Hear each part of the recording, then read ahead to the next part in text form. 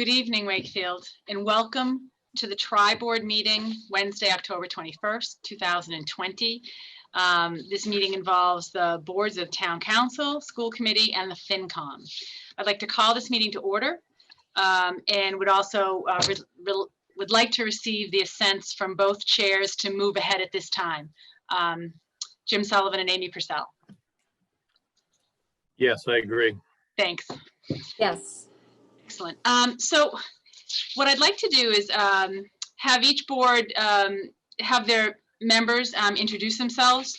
The public may not know us all, and then make sure that we don't have public comments. According to Sherry Dalton, we didn't have any as of a couple of moments ago. I'm going to do really brief opening comments, and then we will dive right into the financial presentation. I'll push that over to both Steve and the FinCom to do their magic numbers. And then we'll work through the agenda. So, Amy, would you like to introduce yourself, have your board members introduce yourself, however you'd like to do it? Yes, absolutely. So I'm Amy Purcell. I'm chair of the school committee. I can't see any of my members currently on this Zoom screen. So if someone would also like to move on and introduce themselves, that'd be great. I'll go next. It's Susie Bayer. I'm the vice chair of the school committee. Colleen, why don't you go next? I can see you. Hi, everyone. I'm Colleen Guida, School Committee. This is Mike Boudreau, School Committee.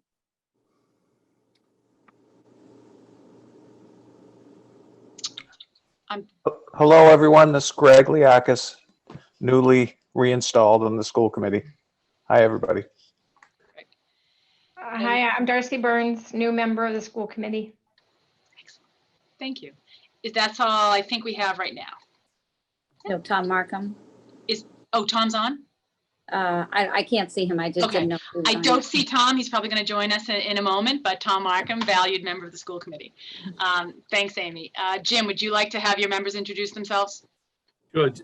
My name's Jim Sullivan. I'm the chair of the finance committee. Is Brian on? Brian Cusack? Brian Cusack is on. I am chairman emeritus of the finance. Well done. Gerard, I don't see Gerard on. Joanne? Joe Bertrand? Joe Bertrand, Finance Committee. Dan? Dan Sherman, Finance Committee. And Doug, I don't see right now either.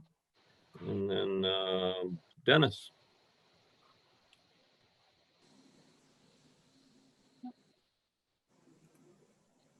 Dennis, are you muted? He's muted, yeah.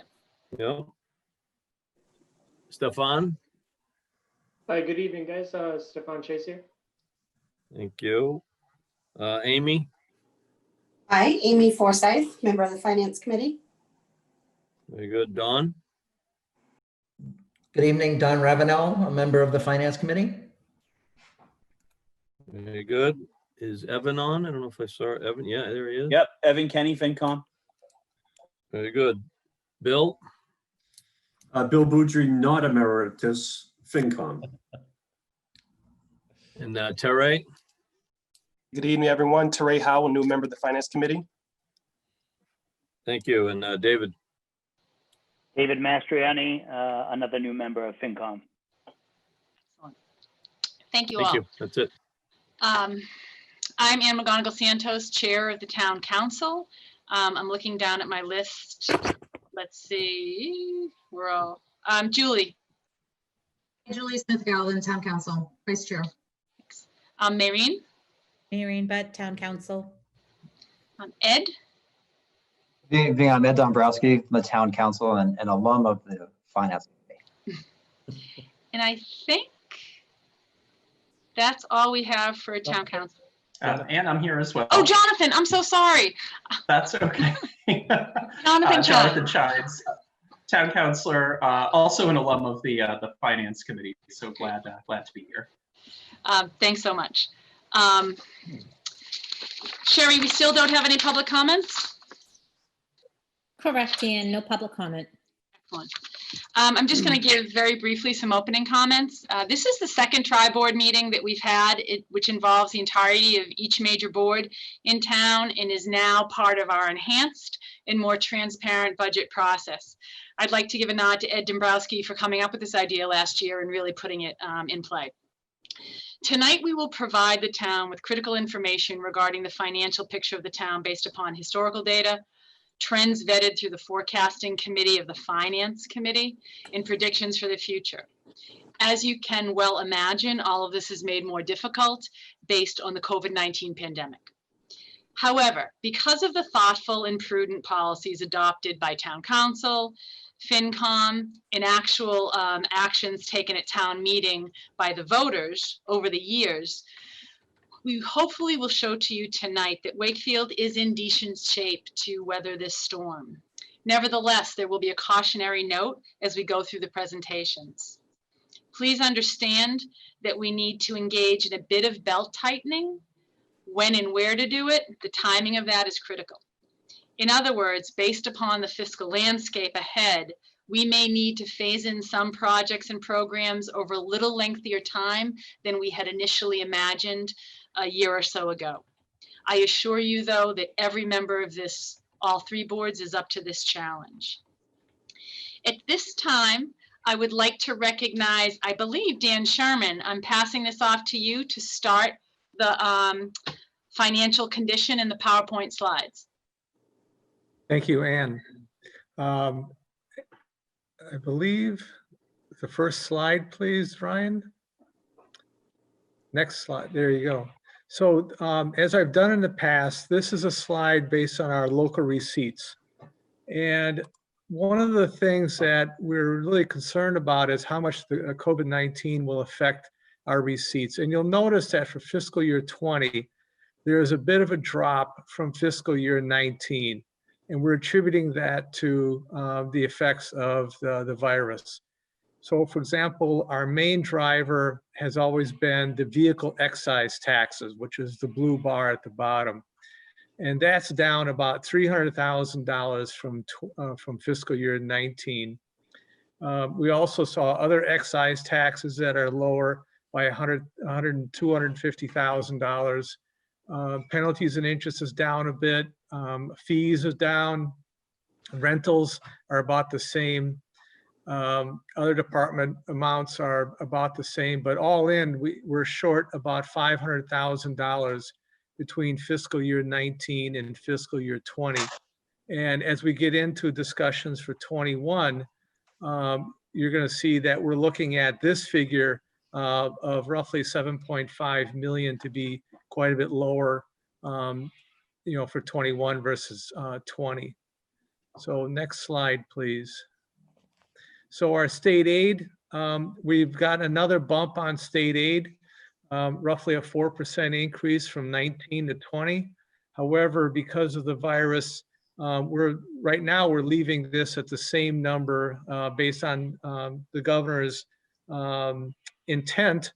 However, we also know that based on some prudent projections, we don't think they'll be able to withhold or maintain that level in our budget process. We think it's going to go down a bit, but right now, it's holding pretty steady. Next slide, please. Stabilization Fund is good, continues to build. As a percentage of the total budgets, it's roughly at 6%. And I'm sorry, about 4%, and the total balance is roughly $3.5 million. So we haven't really tapped this in quite a long time. And we'd like to do is add a little bit more in the future, but it'll have to wait until the virus has receded and things return to a more normal revenue size. Next slide, please. Our free cash, we've been spending some free cash. We've been adding and subtracting over the last several years, but we've been hovering around $8 million. It's dropped down right now to just over 6.3 million, but that's a bit of an aberration because there's about $600,000 of revenue from personal property and real estate taxes that was deferred because of the pandemic to post July 1. Our town accountant, Kevin Gill, thought that the Department of Revenue should include that $600,000 because it was paid based on the previous year, 2020. But the Department of Revenue said, no, you can't include it. So we actually have $600,000 available that's not showing up on this graph, but will be showing up in 2021. And I suspect you'll see a spike because of the 600,000 deferred from one year to the next. Next slide, please. So our debt service fund, another reserve that we have, we use this to pay off our bonds for things like the Dolbear School and the recreation bond. Road bonds will be added to it, the public safety building bonds and so forth. So we put a significant amount of money into this each year, over $4 million. And we pay off those bonds using the debt service fund. It is down to virtually a zero amount at this point, has been for a couple of years, but it is available. And on a long-term basis, we expect this debt service fund to grow with additional revenues and our $1 million annual contribution to this debt service fund. Next slide, please. So on capital spending, you'll see here what we've done is there's actually the 4 lines is we use the capital spend in terms of annual outlay plus the bonds that we pay for capital projects. So our capital budget right now is roughly at $2 million for 2020. And because of the pandemic for 21, we've cut it in half. So roughly a $1 million budget this year. If things turn around and we get some aid from the state and some federal government that helps us out, the intent is to replenish that $1 million. Either, I don't think it's going to happen in the fall town meeting, but it might happen in the spring where we can put some projects back in the pipeline and get things done. But you'll see that in total, we're spending, just over $5.5 million on capital projects, and it represents about 2.5% of our total budget. It'd be good if it's a little bit higher, but it's a long ways above where it used to be a number of years ago. Next slide, please. And at this point, I'm going to turn it over to, I think Jim and Ann are going to take up the budget process.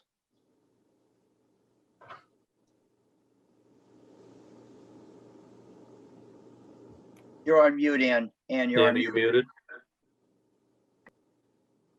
Rookie mistake. Jim, please, you can take this over, and I want to apologize for forgetting to give you and Amy the ability to give introductory remarks. So Jim, maybe if you want to give yours now, and Amy can do it before the school presentation, if you had them. I just wanted to make sure that you had that opportunity.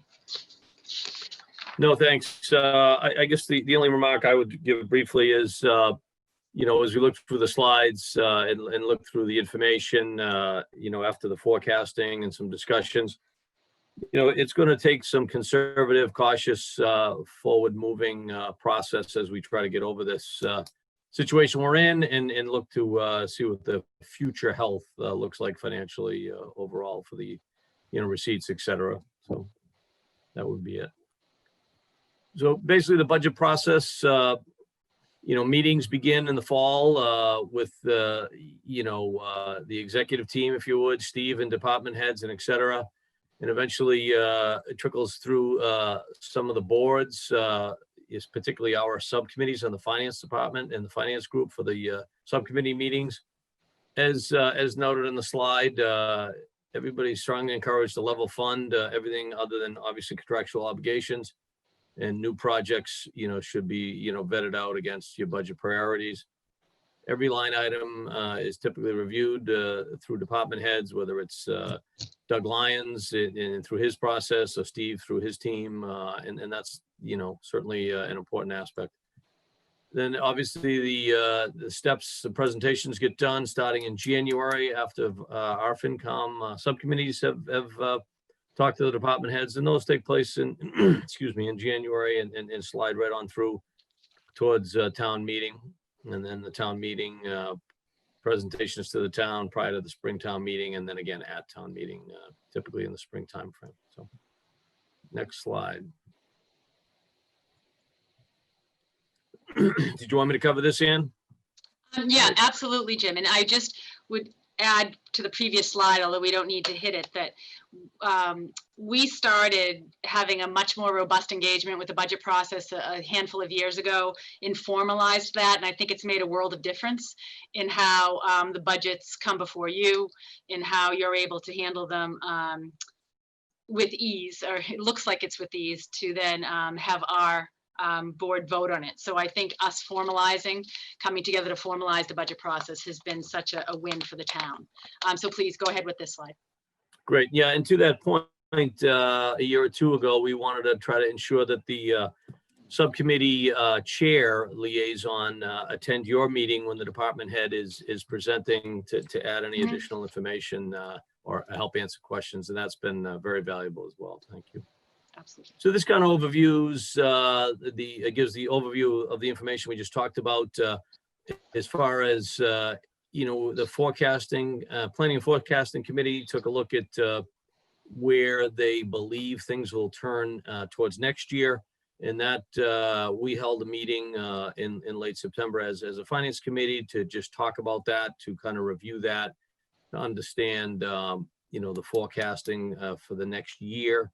And see where the guidance lies through Steve and through forecasting and through council. And then the tri-board meeting we're having now really just gives us all an opportunity to review where we are financially and take a look at where we are and where we think we're going to be. And then the October, November timeframe, as Steve and Doug Lyons direct, kicking off their budget processes. And then so on January right up through April for the subcommittee meetings with department heads, school, and etc. So that's just the kind of the end-to-end annual cycle. Excellent. Steve, Yeah, do you have anything to add? Yeah, just a few comments. The slide before, you don't need to go to it, talks about how every line item is reviewed. And I will say that every line item is reviewed by both the town council and by the finance committee, both in a subcommittee session and in the open session when we talk about it. So I think that the community can be assured that really almost every paperclip is looked at in those things there. And one thing that we've encouraged over the years is that the finance committee and the town council, for that matter, both have liaisons or subcommittees that work with the different departments, whether one works with DPW or building or police or fire or what have you. And I certainly encourage it, and the finance committee and the town council both do a great job in meeting not privately, but individually with the department heads. Those are all open and published meetings. I am not in attendance at those, and that is by design, because I want the finance committee and the town council to talk to the managers on the ground, so to speak. And I encourage them to speak their mind and talk about, what their issues are. And then we can all get together and look at the big picture there. So I think that that's a pretty robust process, a lot different than a lot of our neighbors. And I think that's part and parcel to our fiscal prudence and our fiscal success here. So I do appreciate all the work that's done on all these volunteers. And they certainly put Kevin Gill and I through our paces, but that's okay. That's what we're here for. So thank you, Madam Chair. Do any members of the board have any comments or questions up to the information that's been presented so far? I can see your little hands, or if you're waving if someone just wants to unmute. Wow. Okay. Wasn't expecting that, folks. All right. Then we can continue on. Our next slide, Ryan, is the COVID-19 budget response. And this is something that each one of our boards has had to deal with, and we had to pivot on a dime to do this. And I think Wakefield has pivoted incredibly well, and as Steve said, far better than some of our neighbors. Steve, I'll push this to you, to the COVID-19 budget response. Sure, and then please, if anybody else wants to chime in. So, Sure. you know, we really needed to look at what happened. We had to respond to what was going to be a shortfall in revenue. And we knew that, you know, not only because we forecasted it, but we knew that because the third quarter for fiscal year 20, our last fiscal year, certain items fell off the charts. For instance, and we'll talk about this later, exact numbers, but meals tax, hotel taxes, we didn't receive anything. So that was, we were looking at a revenue there. We were at that point projecting probably a 10% reduction in state aid. That was what was being talked about. And actually some people felt that that was maybe too low of a response. So we needed to pivot and quickly adjust to make, to do that. Our biggest concern was, or one of our bigger concerns was maintaining programs. It takes a long time to build a program. And when you cut a program, it takes even longer to bring it back. So that was one of my thoughts going in here. I'm also very cognizant that we do need to position ourselves for the long term. And that's really what we've been doing for the last, you know, decade here. You know, getting up to $2 million in capital. That didn't happen overnight. That happened very steadily, making that part of our budget process, moving it up a couple $100,000 a year. Even things like snow and ice. 10 years ago, we budgeted $293,000, and it was that way for a decade to remove snow. And every year we had to, you know, overrun that budget. So those things have been moved up. So we looked at all those, you know, those things were already embedded. So we were lucky in that regard. Another thing about budgeting is not so much about numbers, and it's a lot of it's about timing.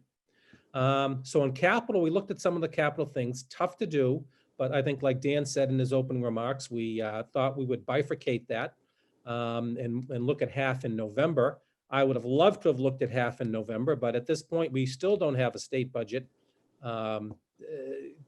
approved yet. So that's a little bit of an issue. We also kind of stretched out some of the hiring process to save some money there. We have maintained a prudent prudent maintenance of reserves. That's very important for our bond rating, very important if it rains even worse. However, we're going to use some of them, and I'm glad we have those reserves to keep things moving, to fund what we need to fund. Jim, did you want to add anything in there? Excuse me. No, just the idea that, you know, we have and we do use some of the reserves, and they've been built up for reasons, and they're getting used for reasons, and we've just got to be cognizant of that as we move things along. Exactly. Thank you. Next slide, please. I'm sorry, Steve, can I just jump in? Oh, yes, absolutely. Amy, do you have any comments, or do you want to save them for when you speak, or do you want to speak to the COVID-19 at all at this point? I will just wait. Can you hear me? Okay. Absolutely. Yep. Thank Sounds you. good. Thank you. All right, Steve. Okay, thank you. So to put things in perspective, and a lot of you have seen these pictures before, or this slide before, our revenues pre-COVID-19, real estate taxes, 76.2 million. That is the one item that has stayed the same between pre and post COVID-19. And actually our collection rate has been very good, around 98% or so, 98, 99%. So that's been very, very lucky and very steady over the years. Local receipts. This is an ongoing area of, I guess, cajoling between myself and the Finance Committee. We had projected for fiscal year 21, 7.25 million. Finance Committee was convinced that it was going to come in a little bit more, and it probably would have at 8.25 million. Wakefield Municipal Gas and Light Department, that is a payment in lieu of taxes program. I think it's much too low, but it's 918,000 for agreement. State aid, we had figured at 10.9 million, and that was based on the governor's initial budget. It's also called the House 1 budget, and that comes out in January. right around the time we're at the Mass Municipal Convention. And that, then there's a lot of give and take on there. And that did not, and we'll talk about that in a minute, but not a lot of difference there at this point in time. New growth. We had hoped to have $2.5 million new growth. Because of some things that slowed down, it ended up less. However, what I'm pleased about is that some big ticket items that we know are going to be happened are just moved into future years. School Business Authority. This is the old way that the School Business Authority used to fund projects, and they would fund you every year on the loan. Now they just cut it off in the beginning. And I believe this is the last or the second to last payment on the Woodville School. So that's going to go away, but also the debt is going to go away. Available funds, those are wetland filing fees and cemetery fees and things like that. And that's $248,000. So we had thought we would have a total of $98.5 million in revenues. And this was prior to March 15th, when the whole rug came out. So let's go to the next slide, please. Like I said, 76.2 million, real estate taxes stay the same. Local receipts. Now, local receipts are really by excise taxes on your car mainly, on your cars mainly. Hotel and motel taxes, meals taxes, which has been a big part of our downtown and a big part of our revenue, over $300,000 a year. Municipal gas and light, that's going to stay the same. State aid, around level funded from last year. I'm saying it could be lower. You note that we dropped local receipts because of what's happening in the future. New growth is actually a number that the Commonwealth has certified at 1.22 million. So although it was less than we hoped and less than we thought, that's there's a light at the end of the tunnel because that should increase in future years. School Business Authority, again, that stayed the same, and available funds we feel will stay the same. So next slide, please. We dropped from 98.5 to 96.2. So we had a projected shortfall of 2.3 million. How are we going to make that up? Go to the next slide, please. Working together with the department heads, we reduced budgets by about $700,000. Those were painful. A lot of cuts. Positions will not get filled, and that is an issue, but we have to deal with it. Bifurcation of capital expenditures, we cut that in half. So that brought us to $1.7 million, and we're going to use free cash of about $2 million. I had hoped to use free cash at about $1 million, and that goes back to that difference between the FinCom saying 8.25% for other revenues, and I say 7.25. That $1 million would have been the other $1 million in there. So when all is said and done, that is where we end up. But let's talk a little bit about state aid update, if you don't mind. We can go to that and then wrap up this area, I think. So there are some major sections of state aid. Unrestricted local aid, some people call it UGA. In the governor's budget that he has put out again, it's $3.6 million, okay? Chapter 70, we know that's for education. The governor's budget that he has put out again is $6.7 million. Charter school reimbursements, governor's budget, $149,000. And there are a lot of other areas in the governor's budget. It's public land use, it's veterans benefits, it's abatements for the blind, library funds. That all adds up to another $300,000 or so. So in the current governor's proposal, it hasn't been undertaken yet, is a total of almost $10.8 million in local aid. Hence, what we're using in our forecast going forward. We're basing this on really a promise from the governor and from the state legislature that they will maintain unrestricted local aid in Chapter 70, really level funded from last year. Go to the next page, please. Steve? Yep. I see Susie has her hand up. Susie, do you want to ask one of the speakers some questions? Yeah, Steve, could you go back, or Ryan, could you go back 2 slides? I'm just trying to do the math, and I think I'm just missing something that I don't understand. So the gap was 2.3 million. Yeah. We reduced operating budgets by 700. We are splitting the way that we're doing capital expenses by $1 million, so that saves us 1.7. So I'm confused as to why we need I $2 think million of free We were, cash. we were always going to use free cash in the old, In we the were old always going plan. to use some free cash. So when it all rolls out, we're just using a little bit more than we had hoped. Got it. So the balance of the 2.3, which is 600,000, is being added to what you were already planning to spend in free cash. Exactly. Thank you. Thanks, Susie. The great thing about the state aid is that you've got to look at I always tell people, you got to turn the cherry sheet over. And they call it the cherry sheet because it used to actually come out snail mail on red paper. And that's how you found out what you were getting your money from the state was. So if you just look at page 1, it looks great. We're getting $10.8 million. Isn't that wonderful? Well, then you got to turn it over and look at the other side. So the MBTA, so the state charges the town of Wakefield $607,000 for the privilege of having the commuter rail run through the town. Every community that has a commuter rail gets charged a portion. Charter school tuition. This is actually an increase from last year. This is in the governor's budget right now that he's proposed. It's a little over $1 million. This is a number that we look at very closely. We work with the school department on it. They being the state, says that it's based on actual enrollments in the charter schools. The biggest charter school that affects Wakefield is the Mystic Valley one in Malden. We do look at that and make sure that that actually is within reason. It's they're not all that forthcoming with giving us the information, but we work hard to get it. We did fight with our state legislature to make a change a couple of years ago where if someone left a charter school after October 1st, they were still able, the charter school was still able to keep the money from the town, even if they returned. We kind of fought to change that to get that money back. Some other areas that the budget gives us, the governor gives us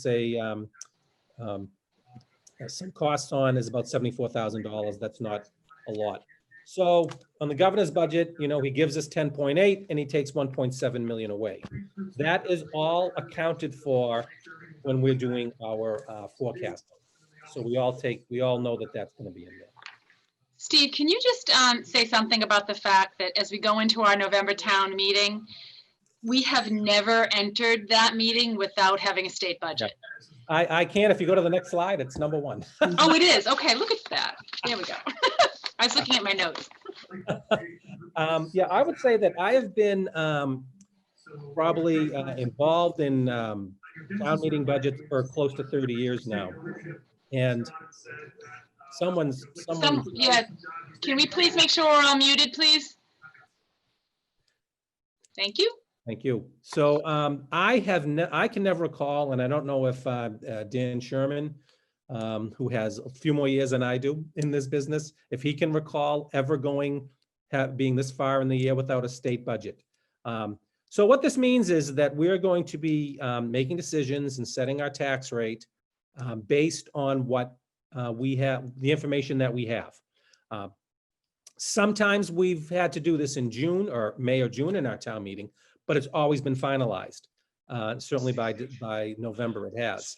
This year it has not. So that's actually kind of very nerve-wracking. In fact, I was at a call with Sean Cronin from the state the other day, and that question actually came up from us in the audience, and he said, I'm advising everybody to use our number that we're giving you today, which is on the cherry sheet I just mentioned, but you can't go any higher for state aid.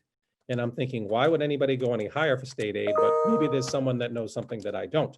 Maybe they're hoping for federal stimulus or something. But in any event, that is a little bit unnerving, but we have, if we use these numbers, we'll be fine in the eyes of the Department of Revenue, and hopefully they'll live up to it. If they don't, and that's what's called the Section 9C cut. Section 9C cut means that, and that's under the state law, Section 9C, they can actually, although they promised us money, and we made a lot of decisions based on the money that was promised from the state, they can actually renege on that promise. I think this happened the last time in 2008 when they cut us about $600,000, as I recall, and that was in October, November, time period. So we had half a year to make it up. So it's like cutting $1 million in the beginning of the year. That is still a reality out there. It's going to take a lot of, it's going to take an action by the legislature and the governor to do that, but it is still looming out there. Another area of budget uncertainty is the local receipts that we come in. And if you look at our meals tax, our meals tax in fiscal year 2020, last year, for the first 3 quarters of the year was $317,000, okay? A really healthy amount. Then it dropped off the face of the earth. And the hotel tax for the first 3 quarters of fiscal year 20 was $437,000. So if you extrapolate that out over a year, we normally think that we're going to get $1 million a year between the meals tax and the hotel tax. And that has really held bay. When you add those two up for fiscal year 18, it was $970,000. Fiscal year 19 was $980,000. Last year, last quarter, we got nothing. It fell to $754,000. We had actually budgeted in our mind $935,000, again, being a little conservative, but that didn't happen. Excise taxes, $4.1 million received last year, which is, really on cars. Are people buying new cars right now? Probably not. And remember, with excise taxes, when you buy your car, the first year you pay a lot, year 2 it goes down. So if people aren't buying cars, that does hurt cities and towns. Another item that has really been helpful has been permit fees. In fiscal year 20, we received about $1.1 million in permit fees, which is mainly building permit fees, and we had budgeted about $700,000 in that line item. So that was that really went to the plus. So even with last year's falling off the edge of the earth on those other fees, local receipts in the last quarter, we still brought in about $7.5 million. In our budget going next year, because it's uncertain, we are forecasting $6.25 million. That's a big drop in our money going forward. I think we all hope that we are incorrect on that and that we bring in more than we project. But budgeting is about what you know or what you think you know. So that's where we are with that. And it might be a good place to stop. Maybe Jim has anything or Dan has anything to add there, Madam Chair. Evan Kenny has a question as well. Evan? Thank you, Madam Chair. I just wanted to check in on this vehicle excise tax issue, almost from an external perspective. I know a few people in the auto industry who say that, and this is partly for my edification and partly for the public's, I guess, but everybody I've talked to in the auto industry, especially the auto sales industry, say that sales are like through the roof. This week I talked to a CFO of a major auto sales group, who said that they're like breaking records month after month, and it's been through this COVID period, this pandemic period, for whatever reason.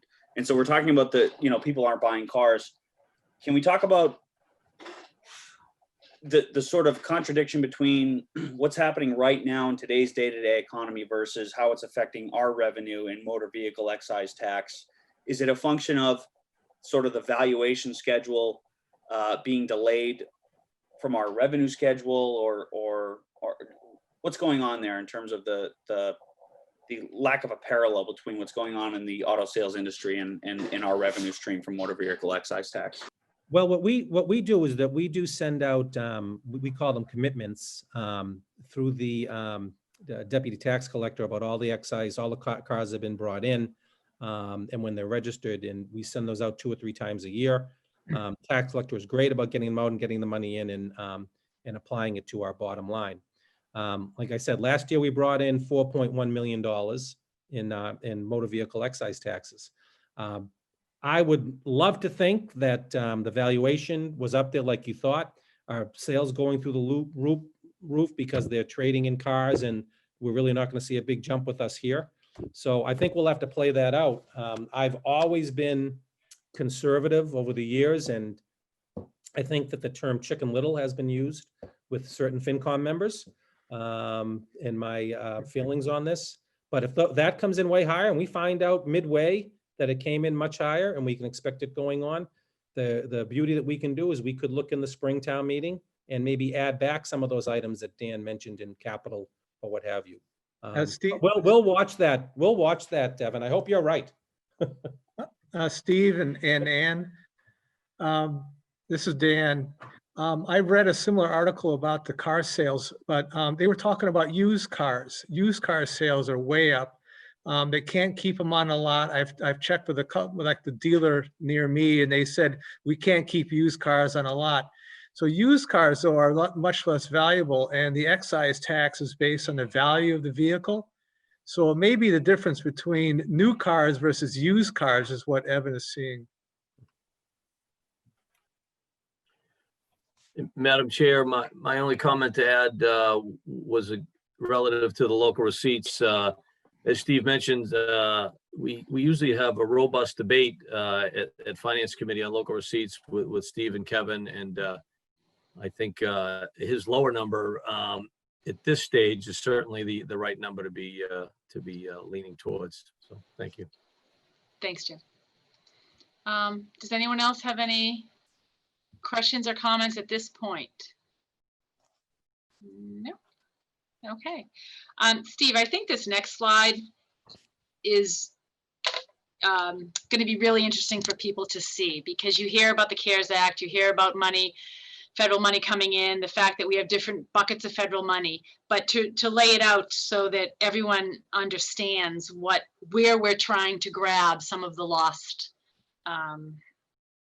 or our expenses, I should say. Thank you. Right. Thank you. There are many areas. There are a number of government resources, I should say, and we hear a lot in the news about each person got $1,200 or unemployment, but also part of this act was to help cities and towns, and state of Massachusetts got a lot of money, and part of it was allotted to each city and town. And that's kind of the main CARES Act account.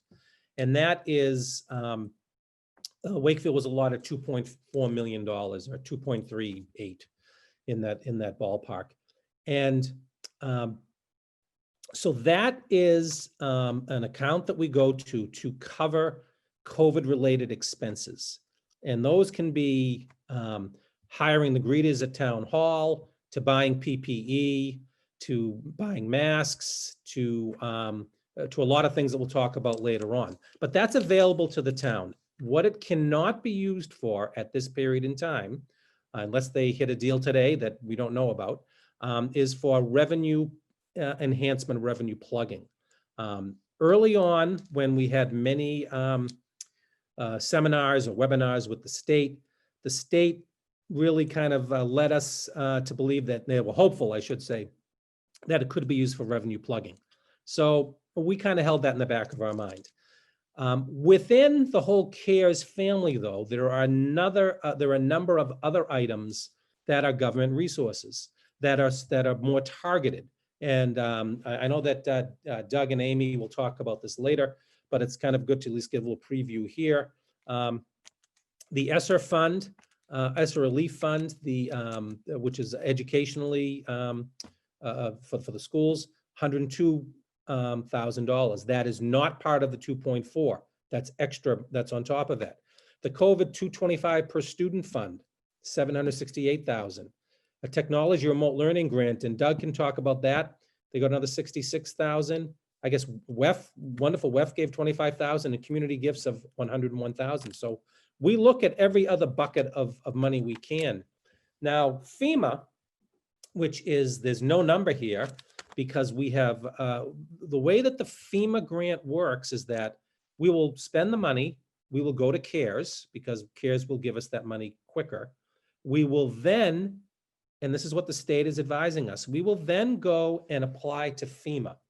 And FEMA is another separate bucket of federal funds, and they will cover 75% of an emergency of allowable costs.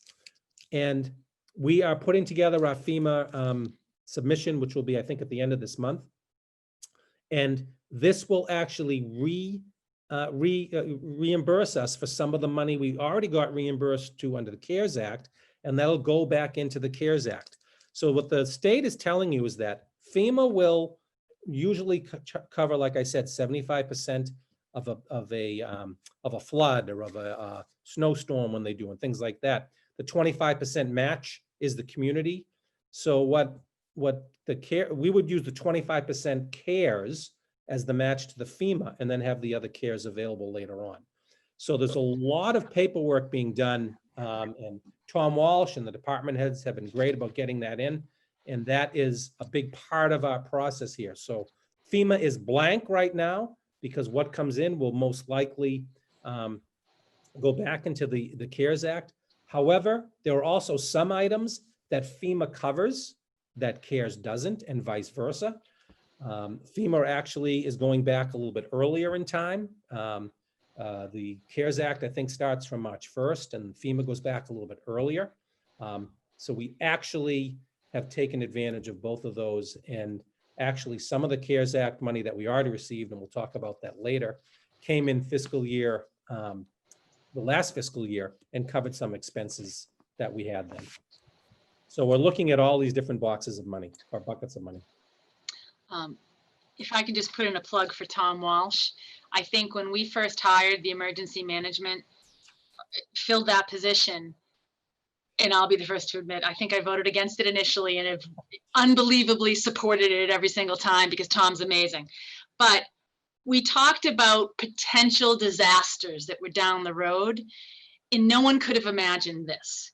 And what Tom's doing now with his contacts, with his ability to get grants, with his ability to look to see where the buckets of federal money might be, I think is such a boon for Wakefield. And I know Steve feels the same way. Yeah, absolutely. Absolutely. We'll talk about it a little bit later, but to date, we've received $641,000 back from CARES. And there's another huge submission going in. Thank you. Any questions before we move to schools or comments from anyone? No? All right. If this, and oh, this is sure. Mike, sorry. Hey, Mike. No, yeah. So Steve, just to make sure I understand what you just said. So let's say, for example, that we had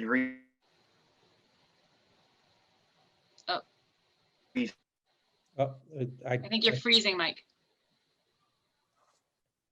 that 1 million reimbursed from FEMA, 1.4 million back to 2.4 million. Is that correct? If you kind of cut out, but yes, I think what I understand is that if we spent with the money that we got reimbursed from FEMA go back into the CARES fund, yes, that's what would happen. And then my second question is a broader question around, so we've obviously got some revenue enhancement funds here. Are there other opportunities that we're looking into that aren't so much expense reimbursement, but are revenue enhancement items for us? Do you mean like the CARES and the COVID and things like that? Any of those things, yeah. Any of those, Yes. Are those going to increase, or are there other ones we're researching? No, we are constantly researching them. In fact, we sometimes we get some that are mini, they're 10 grand, 20 grand. We have a big technology grant we're going in for right now. So yes, yeah, absolutely yes. Everyone that we can put our hands on, we put our name in. Okay, thank you. Thanks, Mike. At this time, I'll send it over to Amy Purcell, Chair of the School Committee, and Doug Lyons, Superintendent, to talk about the school COVID expenses. Thank you, Ann. Can everybody hear me? Yep. Thank you. Okay, so obviously with budget season upon us, and we're all here in this tri-board meeting, this is just one of those meetings that, I always find especially important because I feel like the collaboration between our boards is important, of course, now more than ever. On the school side, this pandemic has forced Superintendent Lyons and his executive team to literally reinvent the way that our teachers teach and our students learn and attend school. To say that educating students in the middle of a pandemic is both challenging and costly is a huge understatement. And like I always say, it's like we're building a plane while we're flying it. As we look to the past 7 months, one thing is for certain, and Doug will certainly break this down, but we have spent over $1 million in COVID-related expenses. And thankfully, because of grants and community gifts, we have been able to recover a lot of those expenses. However, as we begin to prepare for the upcoming budget season, the schools are faced with a new set of challenges. Like, how do we fiscally prepare and forecast for the knowns and the unknowns? For example, counseling and social emotional expenses, additional PPE and other COVID-related expenses, special education expenses, and of course, the issues with the state aid. Safety for all and student academic achievement and success is always the priority.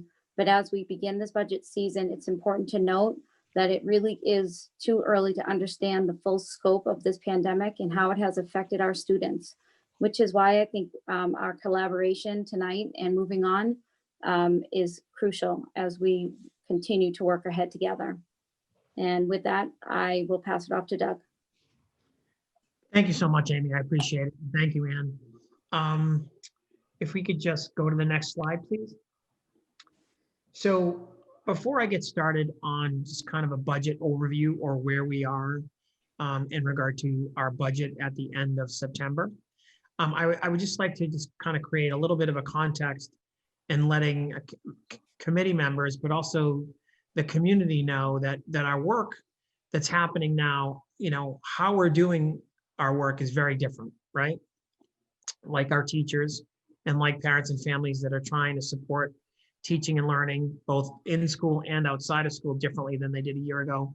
I will tell you that the work that we're doing in regard to the leadership of the schools and the collaboration that we participate in weekly and really daily is very different than it was, you know, just a few months ago. Back in March, we were kind of in a traditional calendar, traditional school year. Fast forward to now, Steve Mayo and I talk almost every day. Tom Walsh is part of our district crisis team and our reopening team. That we have a standing meeting with him every week. We meet with DPW weekly. And we're kind of our budget subcommittee and our finance subcommittee and our labor subcommittee, we're also meeting with weekly as well to kind of pay very close attention to everything that we're doing to impact that can impact and that will impact our budget, not only now, but also as we prepare for FY21 or FY22 as well. And so just a snapshot in the slide that you're looking at, our budget, the budget that we received this year based on the town appropriation was $44,529,512. That appropriation is a reduction over the approved budget by the school committee. We agreed to cut $400,000 out of the budget to kind of be prudent and plan accordingly for cutbacks coming from the state. So what is reported monthly at our school committee meetings are really three numbers. We provide kind of a snapshot of where we are with personnel, where we are with contractual services, and also where we are with the amount that is budgeted for materials and supplies.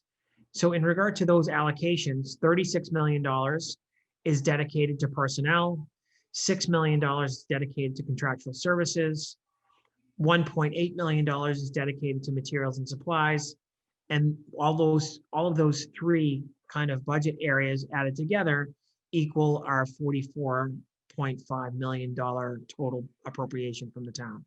Next slide, please.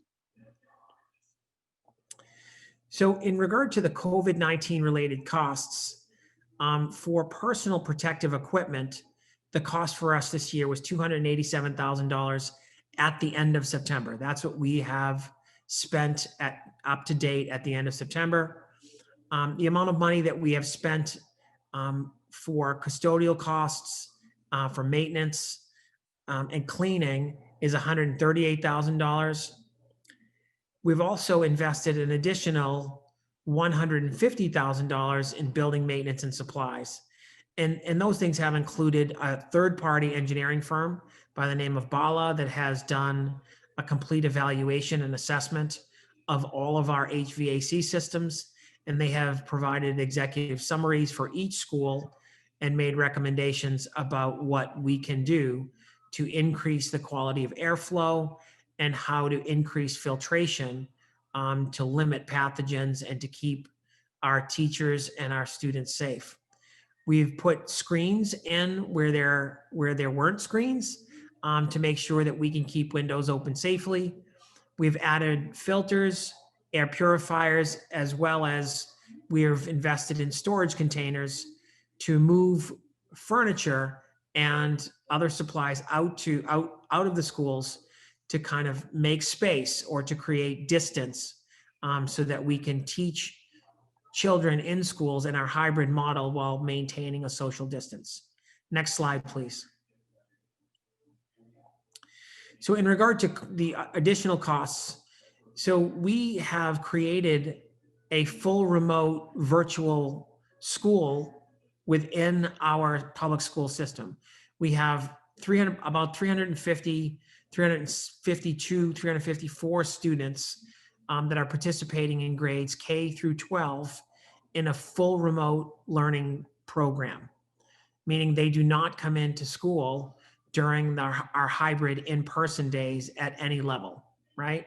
And students and parents have chosen this plan because they feel like it's the best, safest fit for their families. And so that is up and running pretty well. Additional costs have been $90,000 in technology resources that have included, Zoom licenses.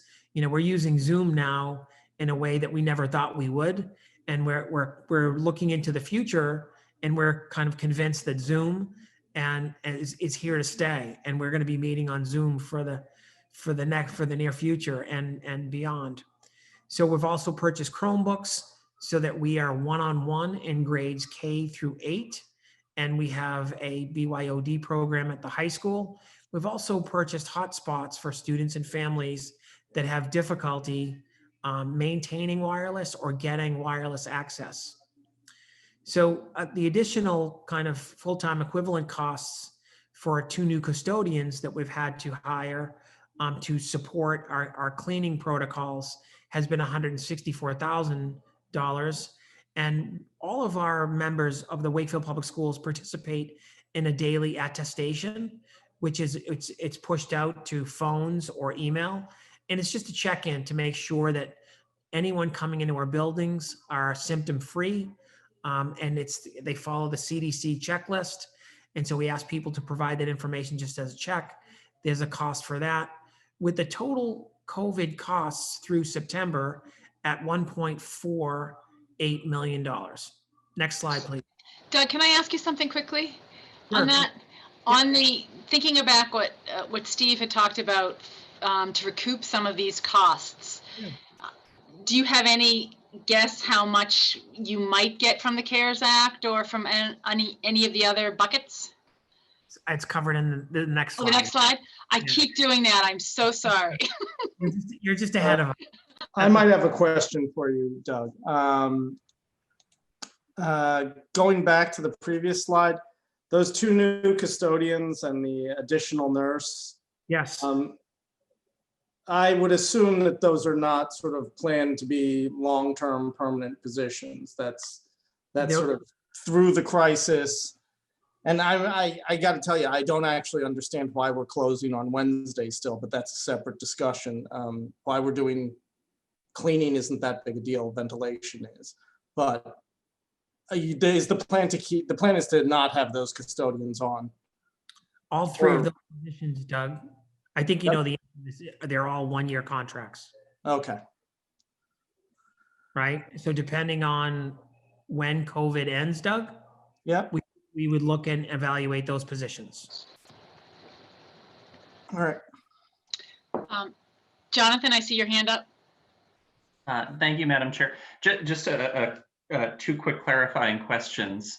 Superintendent Lyons, the costs that you're listing, are these total costs since March, or are they just reflective of fiscal 21 versus 20? They are fiscal 21. Okay, so these are just the new fiscal year. Presumably there was additional cost in fiscal 20 for some of these things. Correct, Jonathan. Great. And roughly, do you know how much of the 20 impact was? I don't have that number. Christine Bufagna might have that number. I am sorry, my internet's a little choppy. Can you say that again? Just curious what the impact in some of these areas was for fiscal 20, especially on PPE and supplies and things like that. So the impact is we've had to realign most of our budgets in facilities and technology because this was not the budget we presented back in last February. Yep. So we've been really, since July 1st, we've been really realigning everything, and particularly the facilities and the technology department, in order to make sure we had everything to open school. So we've really been forecasting what that looks like. Fortunately, we've got that one-time COVID money, we've got the one-time grants, but we are also working with Tom Walsh to get reimbursed from FEMA. Yeah, no, I get that. I was just curious if you had a sense as to what the number of increased COVID expense was back in fiscal 20. So we know that we're looking at about 1.5 for 21. Do you know any rough sense as to what the number was in 20? At the end of 20, I asked school committee to make $1.3 million worth of budget transfers in order to make those accommodations. Okay. Now remember, that was only for 61 days. Great, thank you. Thank you, Christine. I appreciate it. Next slide, please. So Ann, this relates to your question. And so it's summarized at the bottom of the slide, but I'll go through this. This is very similar to slide 18, I believe. And so if you we don't have to go back, but on slide 18 for government resources, Steve very accurately described the CARES money that was allocated to the town at $2.38 million or $2.4 million. The amounts of money that are listed, or the grants that are listed after that amount of money, are allocations that have been made and grants that we have secured through the public schools, right? So the CARES allocation for public schools has been $102,000. We also received a COVID relief, a per pupil expenditure of $225, which equals $768,000. The technology grant was a grant that we made application for and secured the grant, which we were a little surprised about. But I will say, and it's important to note, that our mindset, and I think Steve mentioned this as well, every dollar that we can go after, either through the Department of Education or through the state or even a federal entitlement grant, we are trying to maximize our resources in any way that we can through grants or through private donations, and to kind of be an offset to the needs of our students and the needs of our school system. And so the $66,000 was secured through a technology grant.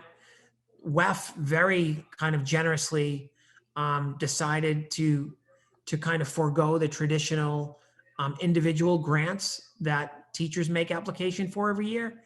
They thought that it would be a bigger help for us.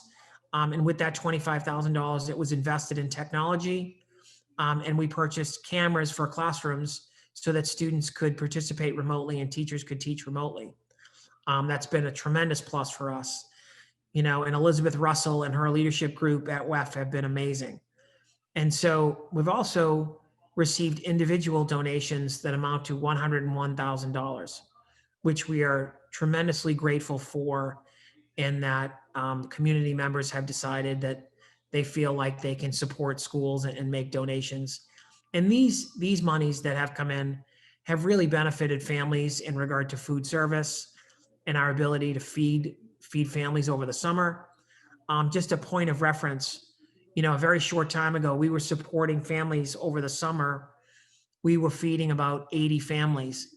That number has swelled to just over 350, which is an important data point, because between the schools and the food pantry, we're providing services that, to be honest, we never thought that we would be providing a very short time ago. And we don't see that number going down, we see that number increasing.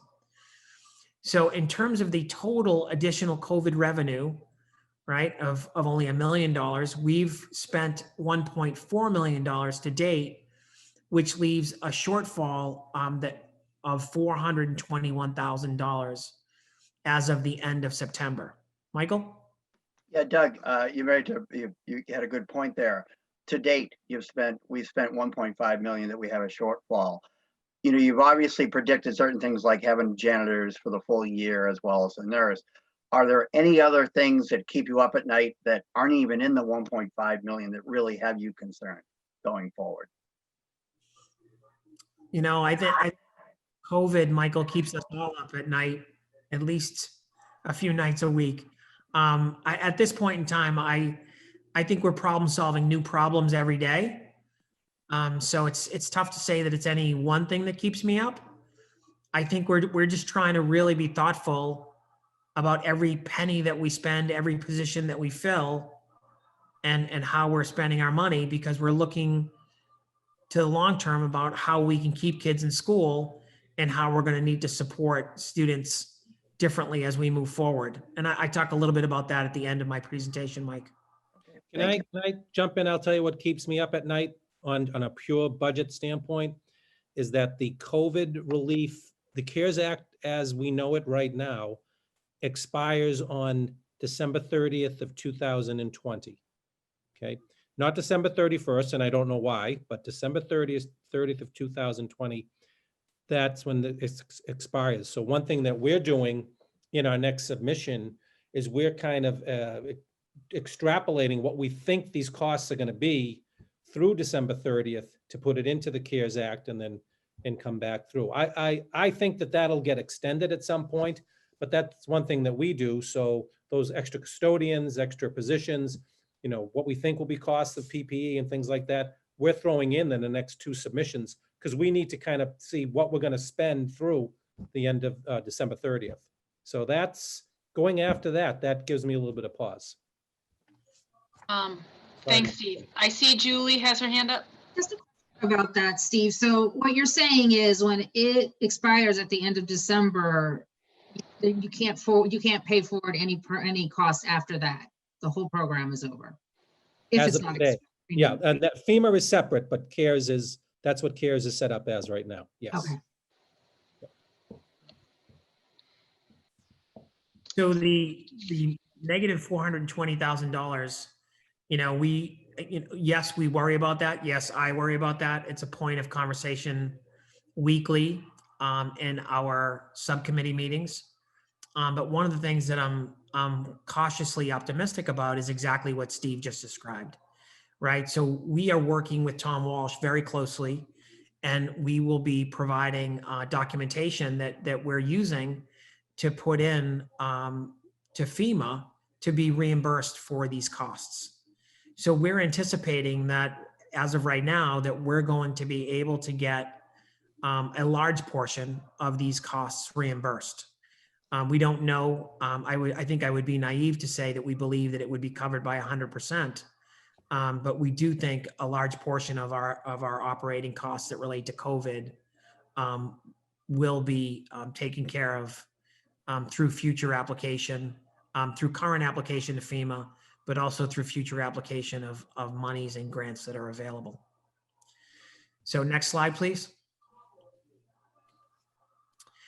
So facilities improvements and new costs, I mentioned we've hired 2 new custodians, and Doug asked this question about, are these positions one-year positions? They are. You can see that highlighted on the slide. I think I anticipated, Doug, that you would ask that question, or someone from FinCom would kindly ask. And so we're also we have new and some changing costs, right? And so, new costs are the upgrading of filters in all of our univents and rooftop units. The upgraded costs with 2 filter changes a year is $40,000.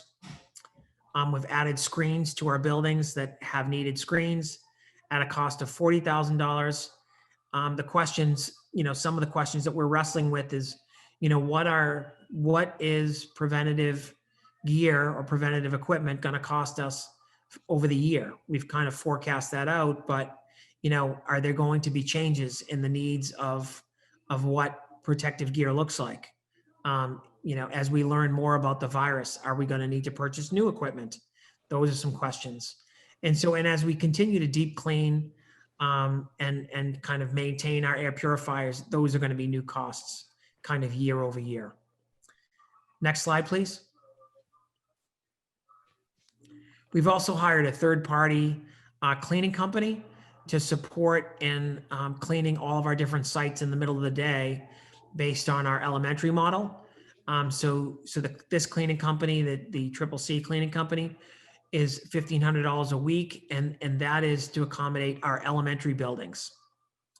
So we've also, I made note of this earlier, the storage containers that we're renting, and extraordinary maintenance is something that we're going to need to continue to look at and be thoughtful about. We have a line item in our budget for extraordinary maintenance, but based on the money that we're investing and based on the changes in the filters and the new equipment that we're purchasing, we're going to have to look very closely at the amount that we've budgeted for in years past, which this past fiscal year has been $150,000. And we think, to be honest, it's going to need to be more like $250,000 if we're going to continue on the path that we're on with the increases in maintenance and costs for HVAC and building cleaning. Christine, do you have anything to add here, or do you think that's pretty close? No, I think you're really spot on, Doug. We've done such tremendous improvements in the first quarter of this school year, but in order to maintain it, that's going to come at a cost. So we'll have to look at that, what that means for this year and next year. But thanks. Thank you. Next slide, please. Hey, Doug, can I ask one other question? I'm sorry. Could you go back 2 slides, please, to the facilities improvement? The air purifier maintenance, is that $250? Yes, per unit. Okay, thank you. Okay. That clarifies things. I was saying that was a pretty good deal if it's $250 for everything. So correct me if I'm off. Is that correct, Christine? Yes.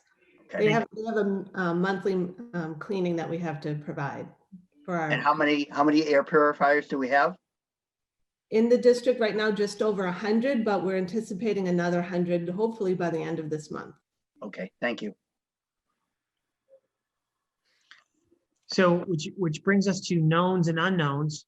So we, like I said, we're communicating now about the budget differently than we ever have.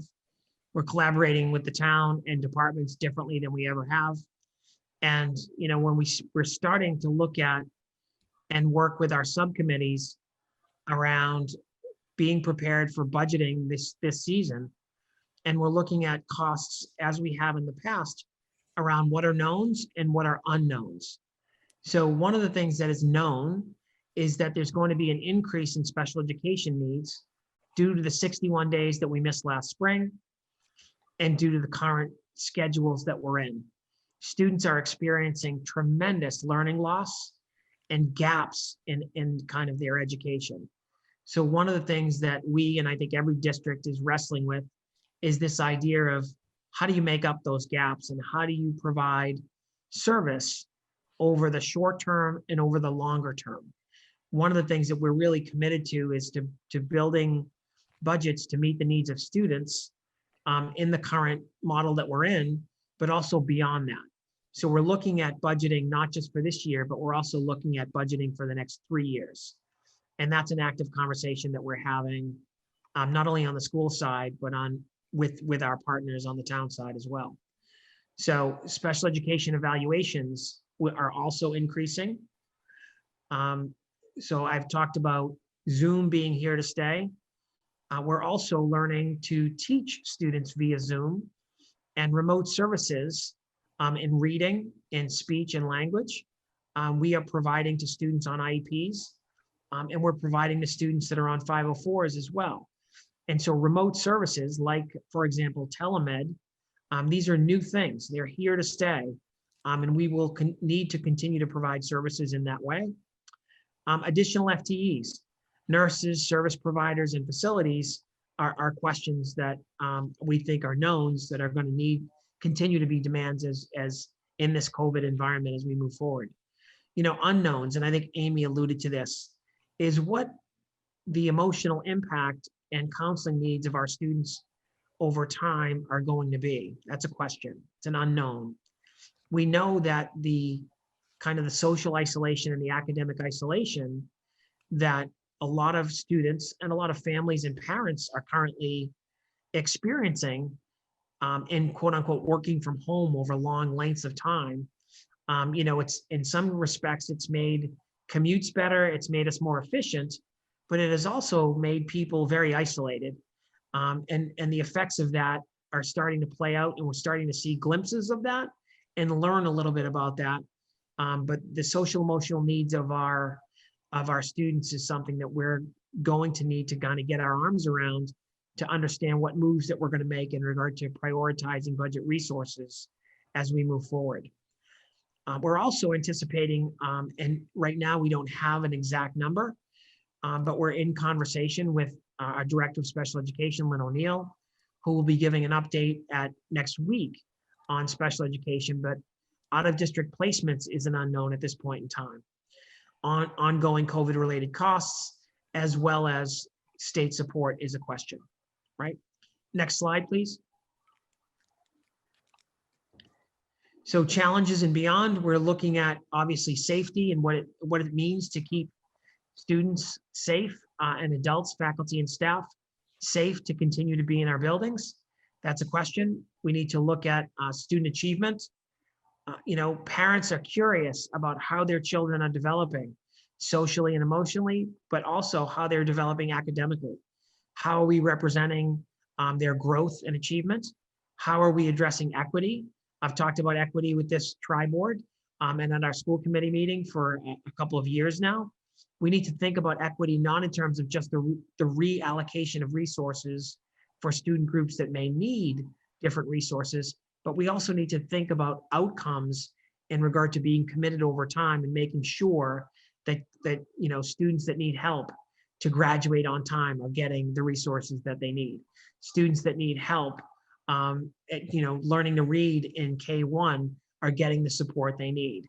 Students that are in our language-based programming at elementary and middle are getting the support that they need. So that's what I mean about outcomes as opposed to just making a blind or just a blank equity statement. And really looking at opportunity gaps and thinking about how we can support students outside of school and over the summer and to support them, over the course of the year so that there aren't gaps or to close gaps. We're also looking at human resources. What is still one of our most important things is hiring, retaining, and developing our exceptional staff members. I would argue in this environment, it's been particularly difficult because there's been such a demand for teachers and the number of different ways that they're working in not only our district, but a number of local districts. Developing a facilities master plan. I talked about this. I think it's a blessing that we have gotten 2 statements of interest accepted by MSBA, one for the Greenwood roof and one for the high school. It's a blessing that we got them in under the wire pre-COVID. And so MSBA is committed to Wakefield and for those 2 projects, and we're still on track for those. But really developing a larger plan about, okay, when Greenwood gets done, which at this point it's all but done. I think we're waiting on rails for the handicap accessible ramp at this point, but other projects as well. We're going to get the high school done, and that should be done in a 5 or 6 year window. If we can stay on track and if the state can stay committed to their financial commitment to MSBA and kind of the building authority. So more information will come from there. Next slide, please. So we're also looking at our need to develop a comprehensive plan for special education to really try to make costs more predictable and to be more thoughtful and maybe innovative about how we are addressing the needs of students, not only the short term and not only kind of adjusting year to year, but over the course of 3 to 5 years. So there'll be more information forthcoming on that.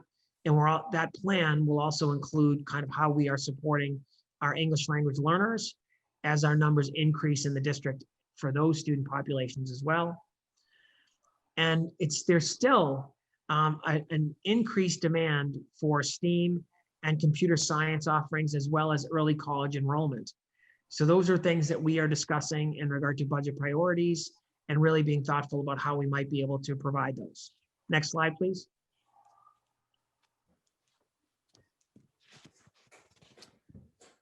And I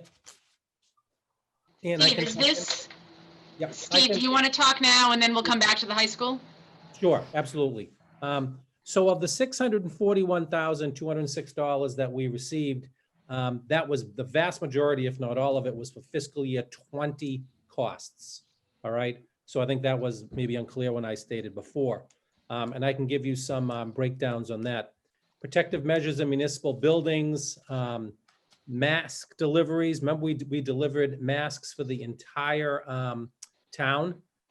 That was a great service that we did. Interestingly enough, that would not be allowed today because they changed the rules a little bit. So I'm glad that we did it when we did, because it was allowed under CARES then, but it's not allowed now. You can get PPE for first responders, including teachers and town employees, but not for the public. Quirk in the law. So we did that there. Hotel rentals for exposed first responders. One thing that we did, and we collaborated with Linfield and Melrose, is that particularly in the early days of CARES, we had some very nervous police and firefighters that were exposed to people during their daily, during their daily routines. And they were worried about going home to their families. What would they do? We actually put them up at a local hotel so they wouldn't infect their families. It wouldn't affect fellow firefighters or police officers or what have you. That worked out very good, and that was covered by CARES. Mailings mainly through the town clerk's office. Public safety, overtime, and supplies. We had 24,000 in police overtime as people were out because of COVID issues. We covered their overtime. Firefighters, this will make Mr. Butler very happy. The fire department, we were able to charge $162,000 worth of overtime to the CARES account. Firefighters that went out that were exposed, we had to maintain the minimum manning, and that was all part of that. The upgrades and the PPE and cleaning supplies to DPW and Town Hall, that was about $112,000. Of this early amount, I'm showing that 106 went to the schools. So $106,000 covered last fiscal year's items at the schools, to answer Councilor Chine's questions. One thing that we also put in for, and I look at everything, we talk about it with all our department heads, is we put in $11,000 for increased cost of refuse. And my philosophy was that people were home. They were spending more money, more time at home, putting more in their trash at home, buying more from Amazon and what have you, and throwing that in the trash. And we actually looked at last year at this time, looked at this year at that time, and took the tonnage and did the math and found out that our trash bill was $11,000 more than last year. Let's put that in. And we did, and they covered it. So we look at every single line item there.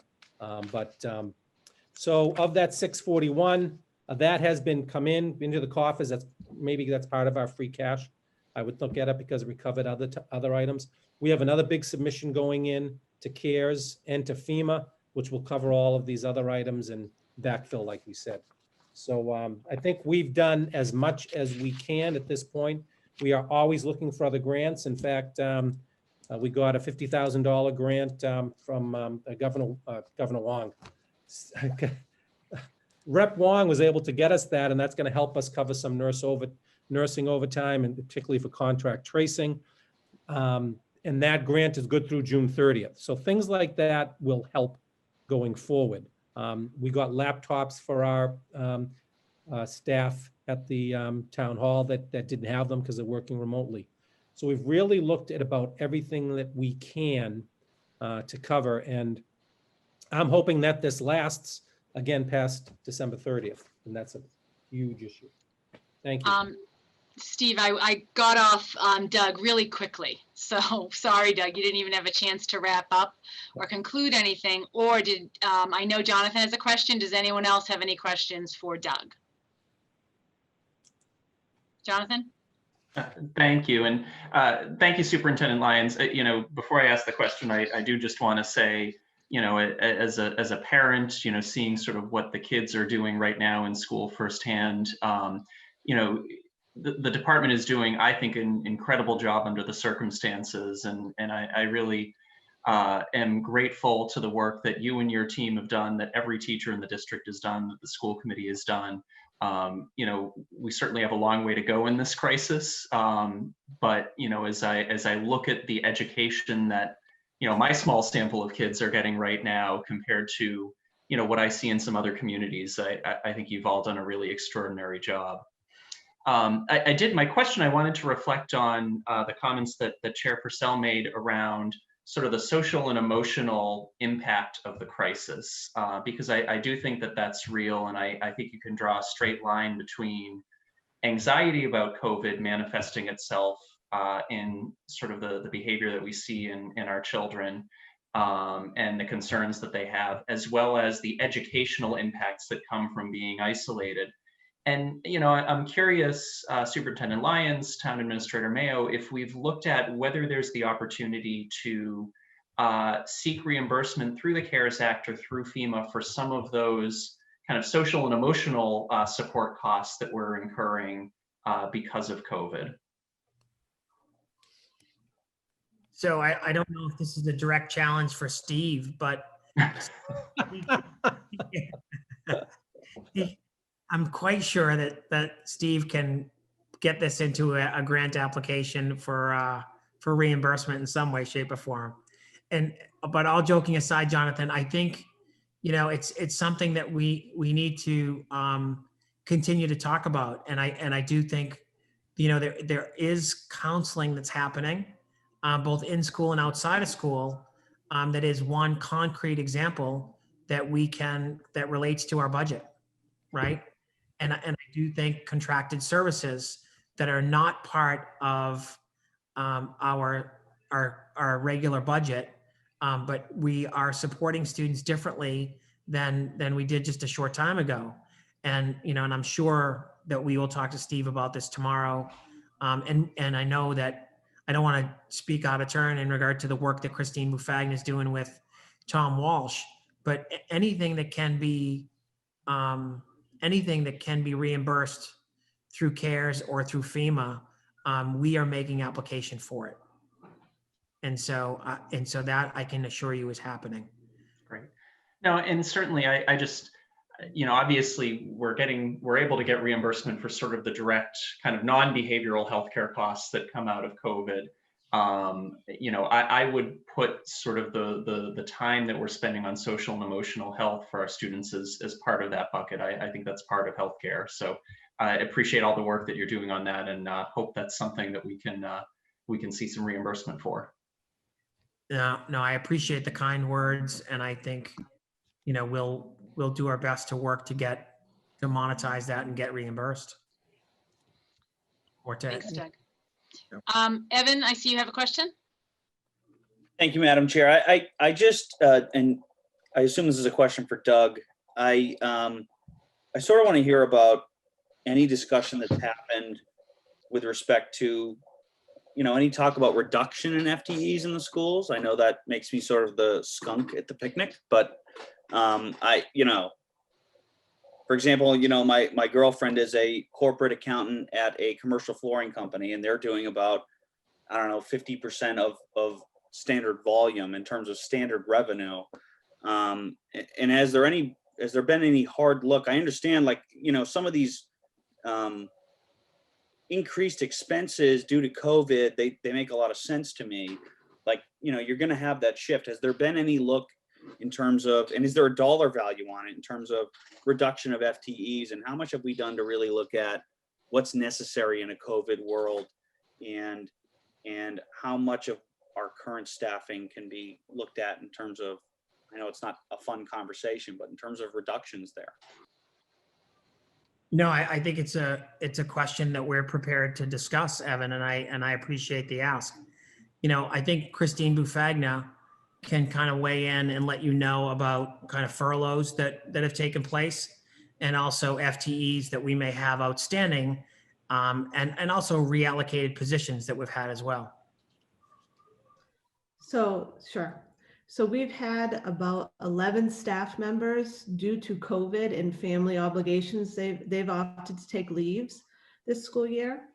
So that's also some vacancies that have come about.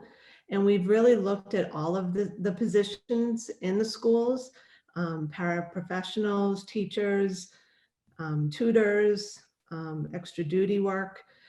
We've kind of really allocated in order to make the 10 remote positions, in order to make sure that we were fiscally responsible. But overall, we're down our FTEs from last year due to the vacancies that we've had to endure because of COVID. But we still need to make sure that we have class size, and we have that all of our classes are covered, and that we have all the services that are being provided. Does that answer your question? Sort of. What? So I'd only follow up. What's been the net? Well, even just the gross savings, I guess, on the expense side of the sheet, in terms of, you know, what has the result been in terms of reductions? Financial. Well, we looked at all of our revenue sources, and just for the lunch program, we've had to furlough 14 CAF workers because lunch doesn't look like it used to. So we have grab and go, and we have meal distribution. So because of the different schedules, we furloughed 14 CAF workers in order to make sure we don't have the revenue that we used to have. So that's one funding source. And then we've looked at the local budget and making sure that the paraprofessionals, if we could reallocate because of the remote positions, and not fill all the vacancies due to the reduced amount of students in the classrooms. So what is that? What does that translate to in terms of a number on your wage line in terms of savings? So right now we've encumbered all salaries for active staff, and we've not filled all the stipend positions. So right now we, due to our, just for the local budget, we have about $1 million left in our available balance.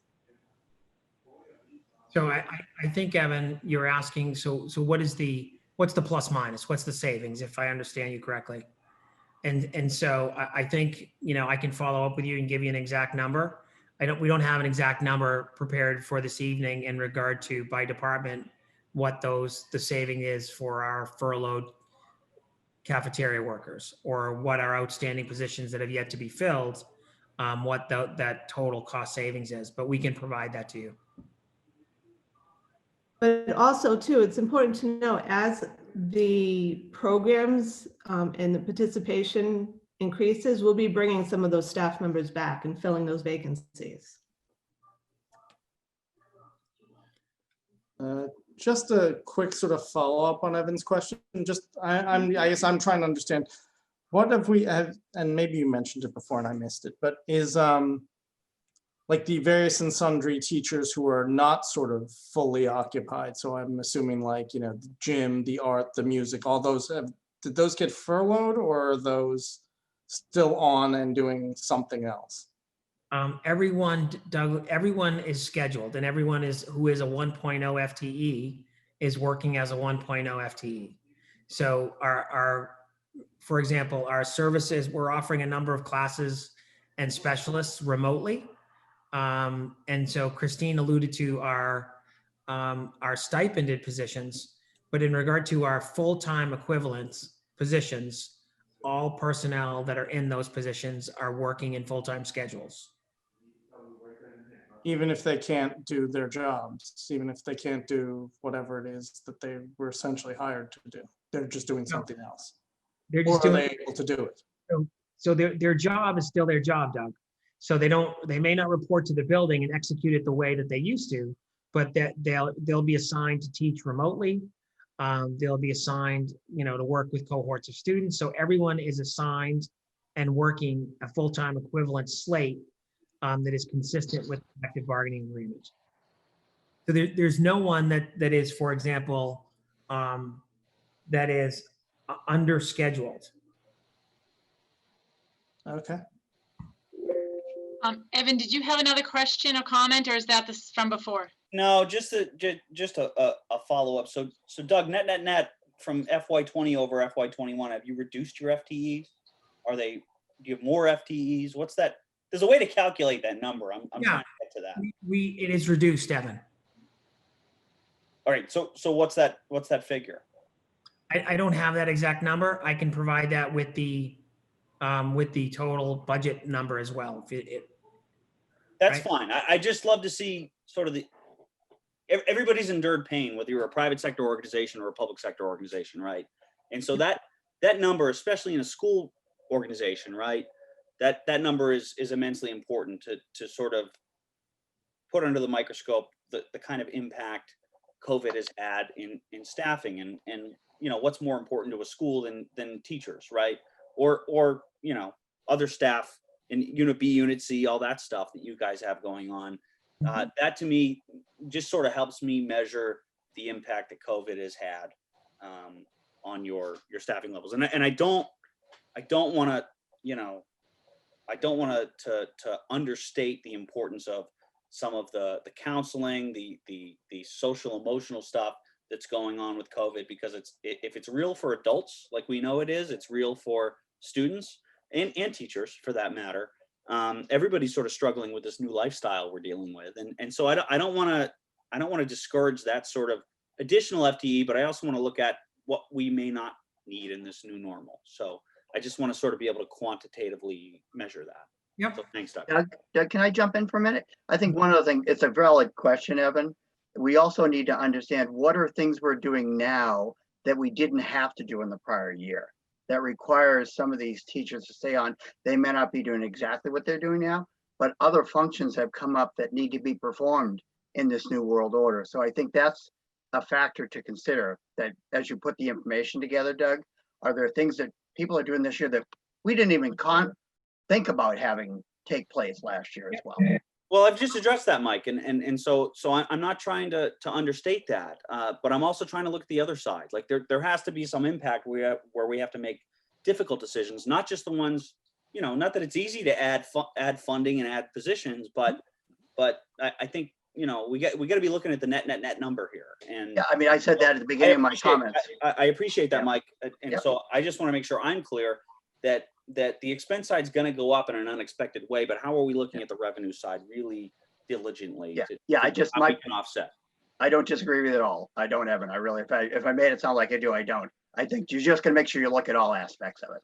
That's all. And Evan, I would just add to that, it's a fluid situation. So the FTE that we had at the end of September will not be the same number in a month from now. So this is a day-to-day process about what we need at every staff level at every school. Absolutely. I'm not telling you it's easy. Madam Chair, just one more comment. Sure, Jim, and then I think I have Ed Dombrowski after you. Yep. Go ahead, Jim. Yeah, I was just going to say in the beginning, excuse me, Steve, and the team, when the budget reductions took place, we were endeavoring not to have to eliminate or decrease any FTEs, right? I think that was stated early on, Steve, correct? Correct. And with that in mind, you know, I know Doug was answering the question, the pluses and minuses and so forth. We had cut the budget with the understanding we were endeavoring not to decrease full-time folks, and so just some clarity or reinstatement on that. So yeah, I think I could add if I may. Sure. So just to clarify, for example, $400,000 was cut from our budget. And in regard to Evan's question, just to give you a little bit of context. So through contract negotiations, we agreed as part of negotiations that we would increase the number of FTEs by 5 full-time equivalents, right? So 3 special education positions and 2 science positions at the elementary level. Those 5 positions were not filled, right? And so we've taken other positions, you know, we had other positions that we felt like people could be reassigned to fill a classroom role, whereas a year ago they were not doing that position. So we've taken people and moved them into positions that have been open where teachers have been on leave.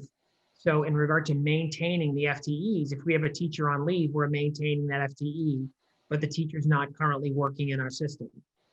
we might have reassigned someone else from another part of our system or for another unit into that position. And so those are kind of the chess moves that we've made strategically across the board at every level, at elementary, at middle school, and at high school, to kind of best fill the needs instead of just allowing someone, for example, to go on leave and saying we're going to post a position and then we're going to fill that without regard for the cost or without regard for the length of time that we might be committed to that cost. So we're looking at these things very thoughtfully. So, I appreciate Evan's comments about sensitivity around needs, but it's greater than needs. I'm looking forward to conversations and our FinCom liaisons joining us moving forward into November and December, because when we get into the details of, a 5-part move to kind of, with the same people we have, to fill 3 open positions, right? While we have 2 people on leave, we couldn't do that unless we were thinking strategically, both about maintaining personnel, but obviously doing it in the most cost-effective way possible. Thanks, Doug. Ed, do you have a comment? And then I'll go to Dawn. Thank you, Madam Chair. And thank you for that explanation, Superintendent Lyons. Ms. Bufagna, if I understand correctly, you said there's 11 teachers that are on leave. Is that right, district-wide? Yes, both And unpaid and partially paid. so could you maybe help folks that might be watching this just better understand, and Superintendent Lyons as well, how that ultimately works? It sounds like what you're saying is you're doing some shifting internally, but say, for example, there's like a 2nd grade teacher that's on leave right now. How does that, where does that coverage come from, and who are you shifting into those roles? So when a teacher goes out on leave, we have to post for a long-term sub. So the long-term sub will fill that leave. Particularly, it's usually would be a 12-week leave, maybe it's a maternity leave or a medical leave. So we would have to hire outside a sub at a different contracted rate to hire. So in effect, we're paying 2 positions during that time while that person is out on a paid leave. Now, sometimes people during COVID, they elected to take an unpaid leave of absence. So they're still an employee of Wakefield Public Schools, but they're not being paid. Again, we've had to post for subs and for people to fill those positions. Now, we've had some retirements, and you'll have some transitions within a normal year. But for this year, we had an additional 11 leaves that we had over the summer that we had to scramble and find coverage for. So it's fair to call those really openings then, basically. I mean, there were holes that had to be filled. And were those holes filled then through folks internally by reassigning responsibilities with our current staffing levels, or did we bring in subs on a longer term basis? We did both, Ed. Yeah. Both. So what impact then does that have on our budgeting or for, say, subs then? Because as you say, it might be like a 12-week leave, or it could be a daily, so how much has that shifted, So that line item? For subs, but this year normally we would hire day-to-day subs, and we elected this year not to do that.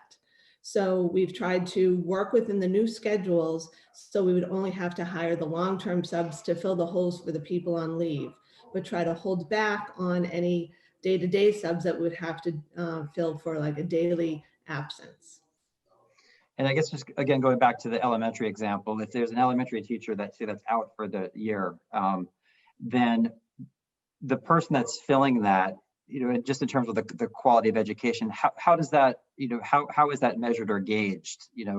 Because obviously we have a very robust hiring process when we bring on folks, into our system. And I know we get a lot of applicants. So in a case like that, there's a 1st grade teacher that's not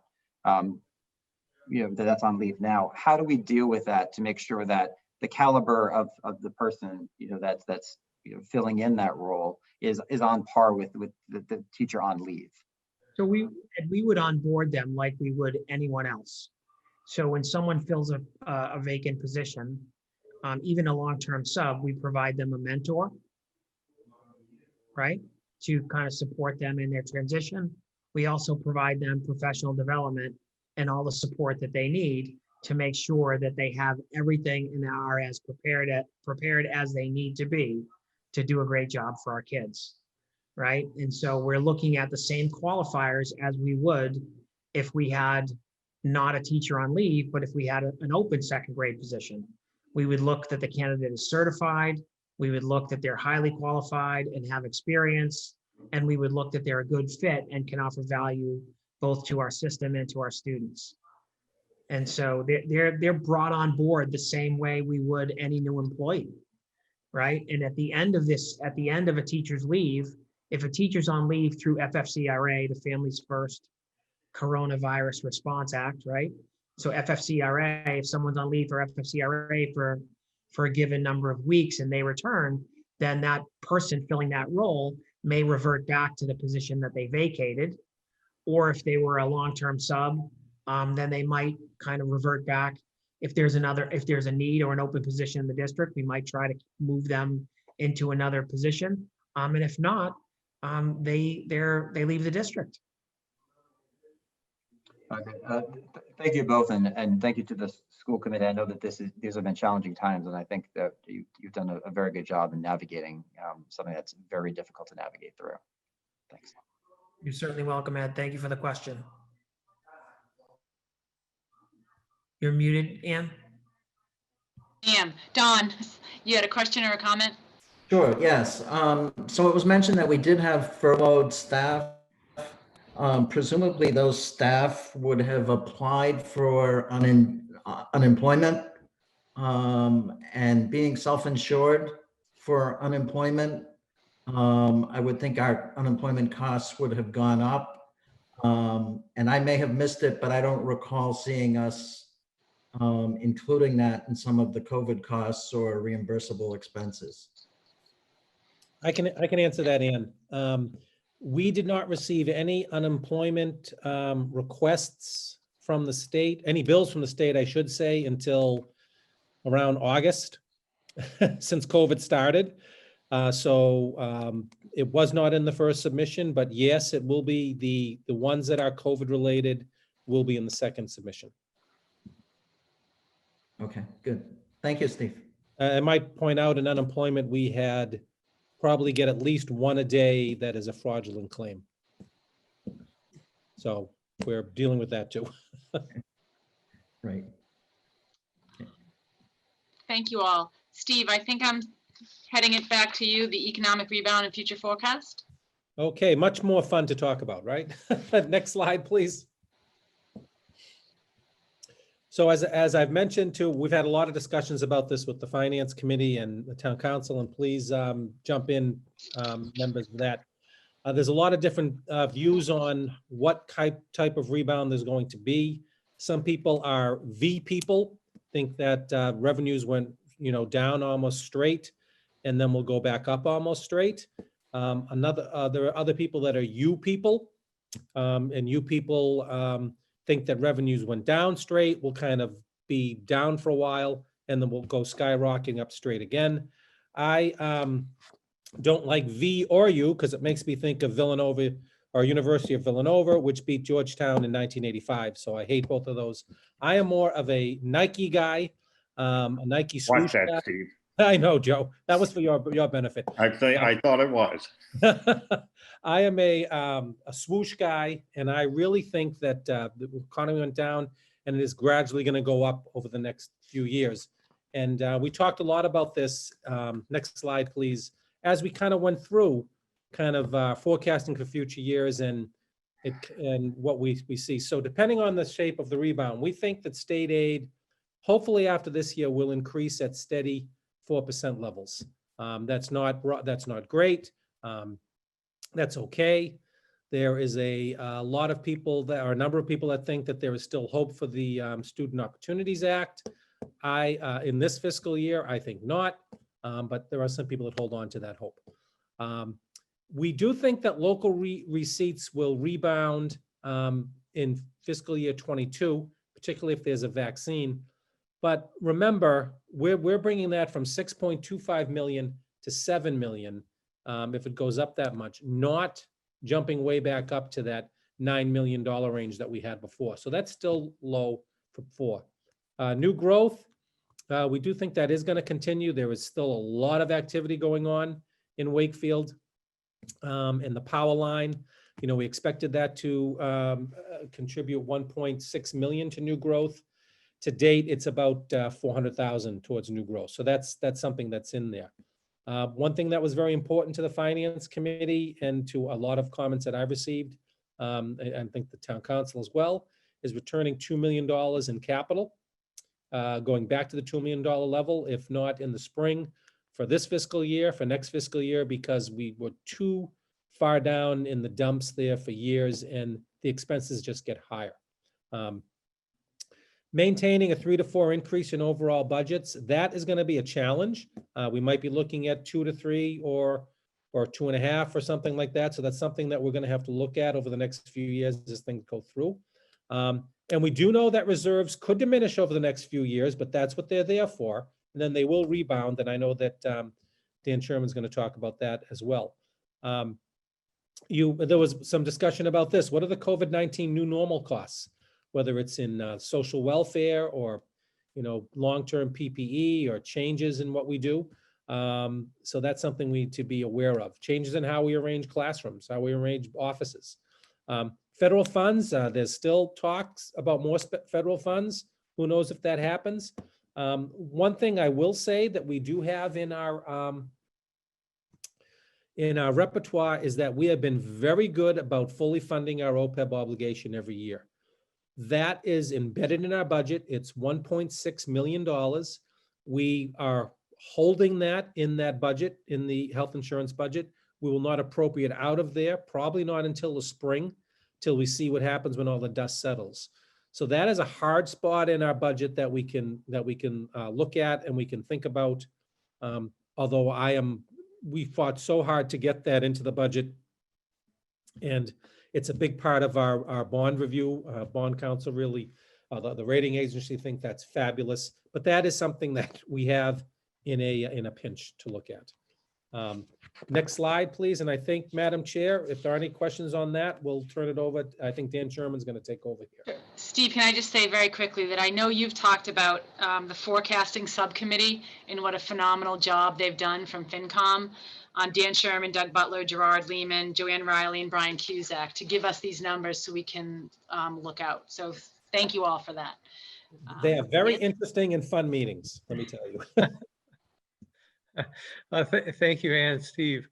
So on this slide, we've got a forecast of the expenditures and income. And in terms of expenditures, on the previous slide, Steve had mentioned the rates of increases. And one of the things that we decided to do is most of the budgets, the general budget, public service, public safety, library, and so forth, they're around 3%. Most of the articles, we have 3% increases. However, one of the things that we all agreed to is that the schools are going to need more money than those other budget line items. So in this forecast, we have the schools increasing at 4.9%, which is what they got for 21. Also for 22 and 23, and then reverting to 4%. It's clear that this pandemic is hitting them harder than other departments. So we put that in there. The other thing we did on local receipts, as I think Steve had mentioned in a previous slide, is go up at 10% and then 4% thereafter. I think that's pessimistic. I think it's going to do better than that. But I consider this our best guess. So looking at expenditures out in the future through 2029, you can see the rate of increase in costs, and you can also see the rate of increase in income. And we're running a deficit for the first 5 years, and then things turn around and become more positive. One of the things that we did was some worst case scenarios. If the budget cuts are greater than expected, if the return is not really a Nike swoosh, but maybe it's just a lazy L, just lays there and doesn't do much of anything, in which case some of these numbers get much worse. For example, under the worst case scenario, we have a budget deficit for all 9 years that you see on the screen. And it does wipe out our reserves. So we're all confident that that will not happen, but we wanted to see what the numbers look like nonetheless.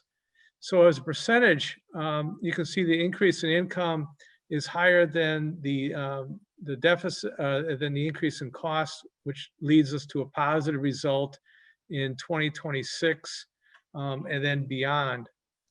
Next slide, please. So with those deficits that we have for a number of years, the question is, okay, what happens to our reserves? And our reserves, again, are the free cash and stabilization. So based on this particular forecast, our free cash drops down to as low as $2 million. We don't tap stabilization because we didn't have to. We could work through this through just free cash. But at a sum of roughly $5 million, it's much less than our policy. Our policy right now, which was adopted a number of years ago by a selectman at the time and finance committee, working with Steve, we agreed that we wanted to be around a 10% reserve against our total budget. In 2024, it's going to be more like 5%. So it's coming up a little bit short. But then moving out in the future years, it does recover if our assumptions and our projections are accurate. We'll see. And only time will tell how good we did of a job in terms of predicting where these monies are coming from and going to. So unless there's any questions on the projections, I'm going to turn it over back to the schools. Can I just point out one thing on the projected reserves, if you don't mind, Madam Chair? When we put these slides together, this projected reserve that's in front of you contemplates that there are no returns from the departments on their budgets every year, and that there's no extra income coming in from what we project. So I think this is showing I think it's be more positive in this, and we'll know year after year, but I do think that this is giving us, other than a complete shutdown again, that's showing a more of a bleaker level. So we could see these. I'm positive. I'm not naturally positive that these might come up a little bit more from where they are, but we're not banking on it. Yeah. So Steve and I have changed roles. I'm Chicken Little, and he's optimistic. Dan, thank you so much. Now shifting to the high school. Doug and Amy. Oh, you're on mute, Doug. Thank you. So in terms of the high school, we are in the chute and we are closing out our module 1 of our eligibility period, or the eligibility phase. And so the MSBA breaks the work down. The first step is to get an SOI, statement of interest, accepted by the MSBA, to then be invited into the eligibility period, is what they call it. And then you're in what they call module 1, which is a 270-day period, which closes out for us at the first of this year. And so we have met all of the deadlines in the eligibility phase. And Steve and I are actively talking, and Bob Shiroli is kind of working with us and kind of going through the very last part of this, which is really our enrollment study. And so we have a follow-up meeting with MSBA Monday afternoon to go through that. And then we are going to town meeting and to get our appropriation for our schematic and feasibility work. But once the eligibility phase is through, the next 3 modules, developing a project team, feasibility study and schematic design, selection of a project management group, those things happen rather quickly.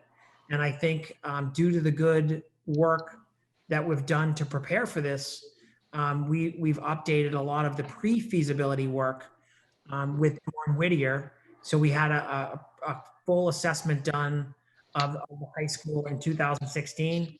We updated those numbers in 2019 with the new updated budget. And so that too has changed and will need to be updated. But our new project management team and our new architects that are developing, that will do our feasibility and schematic work, will be able to rely on that information and the good work that was done in preparation for this by our permanent building committee and Joe Bertrand and his group. And so I feel like we're in a good place. I think we're on track. I think the only thing that I'm cautiously looking at are the kind of the timelines from the state, right? So the state has made a commitment that projects in the MSBA pipeline are going to be followed through on. The question that I have is, may they move projects out for 6 months or a year based on timelines to try to spread out the cost? That's a question that I have.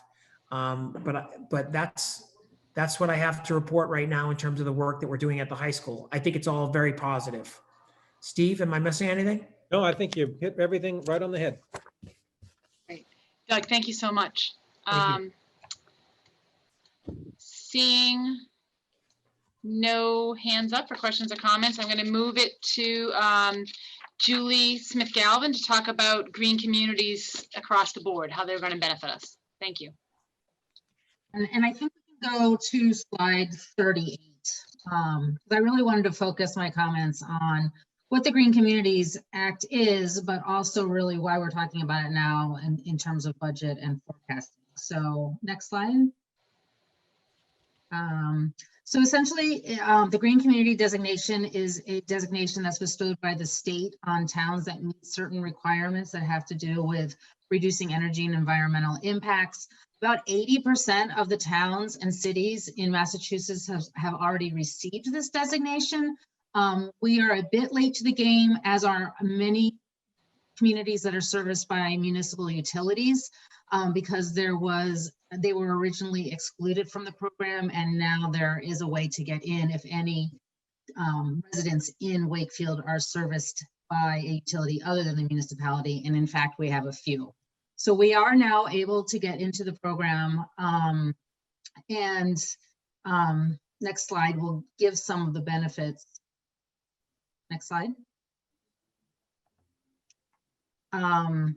So essentially, it's looking at reducing energy costs for the town and its residents, though I do want to be clear that the only requirements are for municipal reductions. And the investments that are made and the policies that are put in place kind of dictate what the municipality would do, but they are offset in fairly significant way by an annual grant program, which includes $170,000 grant upon acceptance into the program, and up around $200,000 annually thereafter. And there are towns around us that have received over the years anywhere from $400,000 to Melrose has over $1 million into this program. Next slide. And we can skip this next slide.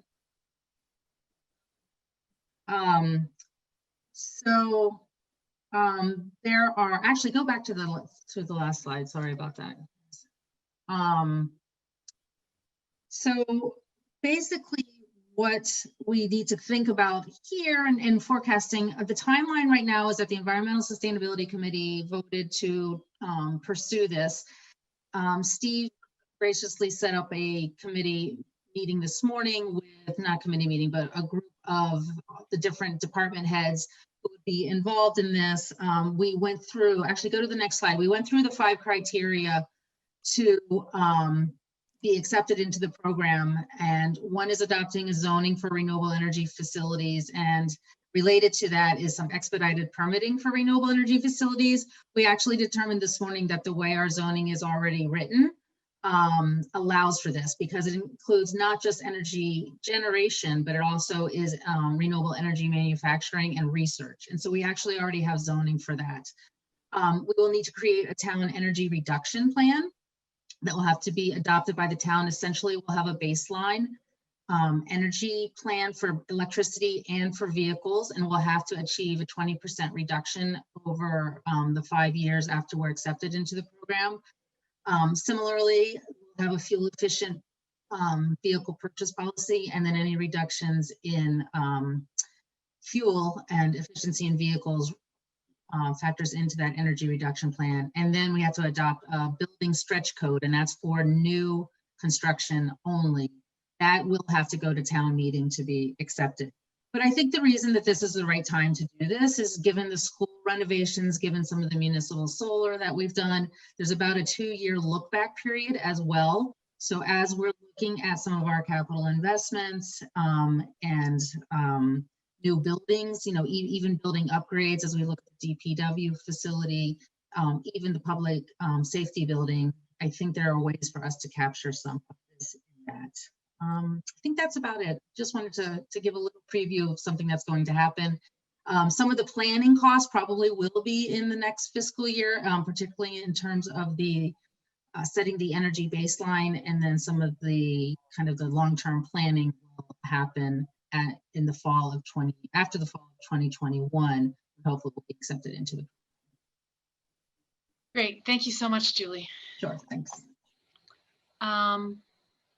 So now, moving it on to Steve for just a little chat about the town meeting. It's going to be on November 7th, 2020, 8 a.m. Rise and Shine call. Yep. We're starting early this year. And just for those folks who took part in it last time, same kind of safety measures will be in place. So people should feel very comfortable to come to the meeting on the 7th. Steve? Yeah, we'll also have tents outside. Instead of air conditioning going in, we will have heat outside for those that are more comfortable outside. So it should be, people should feel safe either way. So the fall town meeting, or what the regular town meeting, is really our business wrap up for the year. We will talk about the town report, which is available online already. And it talks about how departments did last year. So there's some information there. We'll be using free cash to balance the budget. We talked about that earlier today, $2 million. It's important that gets done, because we actually then send the whole package in the Department of Revenue. They look at how we actually set our budget for this year, and then they allow us to set the tax rate if they approve of it, which they should with everything we've put in here. High school that Doug talked about, that's very exciting. There are 2 veteran tax abatements that are on the docket, and those are acceptance of 2 provisions of Mass General laws. One provides Gold Star parents with not having to pay taxes. We do not know of any in Wakefield, but that's a nice benefit to have for Gold Star parents who gave the ultimate sacrifice with their family members. And the other one allows veterans to get an abatement if their property was put in a trust for some sort of other legal reason. Right now, if your property is in a trust, you often can't get these abatements. This is actually a change in the law that allows the veterans that put it into certain types of trust the ability to get a tax abatement, and that tax abatement is actually paid for by the state. There is a legal settlement there. The town council has talked about this a lot. This is about some alleged environmental waste that the town deposited on some land on Butler Ave. That has been about a 2+ year work in executive session and what have you. Spent a lot of time there, and this hopefully will position us, get rid of that lawsuit, and will position us in a way that we can actually become fully whole and perhaps even in the black. And that would be a $2.1 million bond, quick bond issue. Zoning articles, there will be 3 zoning articles at town meeting, one of which is doing financial downtown regarding the definition of banks and how large banks can get. This was brought back after in the spring. It's been changed and it is approved by the planning board. The other 2 articles are the ones that were just presented to the town council regarding the head of the lake, and that there will be a public hearing in the planning board. And if they do make a recommendation in time, those can be voted on at town meeting. And then there are 2 environmental articles, one regarding use of styrofoam and other packaging and takeout restaurants and things like that, limiting that, and also expanding the plastic bag article that the town presented last year. I'm predicting a finished by noontime, and we will have handled all the business of the town. So people should feel free to come out. Town meeting is it's a wonderful experience of democracy. And I know people will ask, like they did in the spring, how come it's not remote? Some people can do their town meetings remotely. It is because we are an open town meeting. Any citizen can come and vote, not a representative town meeting where it is just a very small group of people that are elected or appointed. And Madam Chair, that is it on that. Thank you. I'll ask Amy and Jim if they want to make any final, please feel free to make some final comments. Thank you, Ann. I just would like to thank everyone who, all of the attendees at the meeting and also all of those who watched from the public.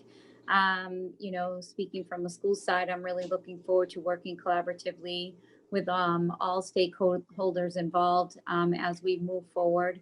We clearly obviously have a lot of important work to do. And I would be remiss if I did not take the time to acknowledge and thank our wonderful teachers who are working incredibly hard during this very difficult time. Thank you so much for all your hard work and dedication. Thank you. Jim? All right, thank you. And appreciate the collaboration tonight and discussion last year and in a similar fashion. You know, as you look at the discussion tonight, it's kind of budget priorities, safety and health of staff, safety and health of the town. We talked about COVID, but there was a lot of talk about safety and health, you know, an important factor for everybody on these boards tonight. And everybody works towards that. In you know, the charge is to maintain services as discussed by Steve and Ann and the board, trying to maintain services, and lastly being, you know, fiscal responsible. So those three items are how we should be looking at all of our budget priorities and looking at you know, items when it comes to those line items. Appreciate everybody's efforts throughout the year and the collaboration tonight. So thank you. Thank you, Jim. I'd certainly echo what you said about that we have a fiduciary responsibility to the town. I think one thing that makes our town so great is we still manage to bring services to the town. We've been creative. That won't stop with COVID. During the pandemic, we might have to slow down a little bit, but if you watch this presentation, you can appreciate how much work all the volunteers have put into this. I would also like to thank our town workers, DPW, police, fire, town clerk's office. If you've driven by or walked by the town hall, Betsy Sheeran, they are voting in numbers. They were wrapped down Lafayette Street the first day of open voting last Saturday, which was really exciting to see. I know they're working 24/7. So I'd like to thank everyone for what you're doing to make our town better. Thank you all for attending and for those who are watching. And do we need a motion to adjourn, or can we just say, all right, someone want to make a motion to adjourn? Anyone? Excellent, Jim. Seconded by someone, I'm sure. Jonathan. Thank you all, and we look forward to seeing you at your at town meeting. Take care. Thanks, Ann. Thanks, Thank you. Doug, and everyone else that also came. Thank you so much.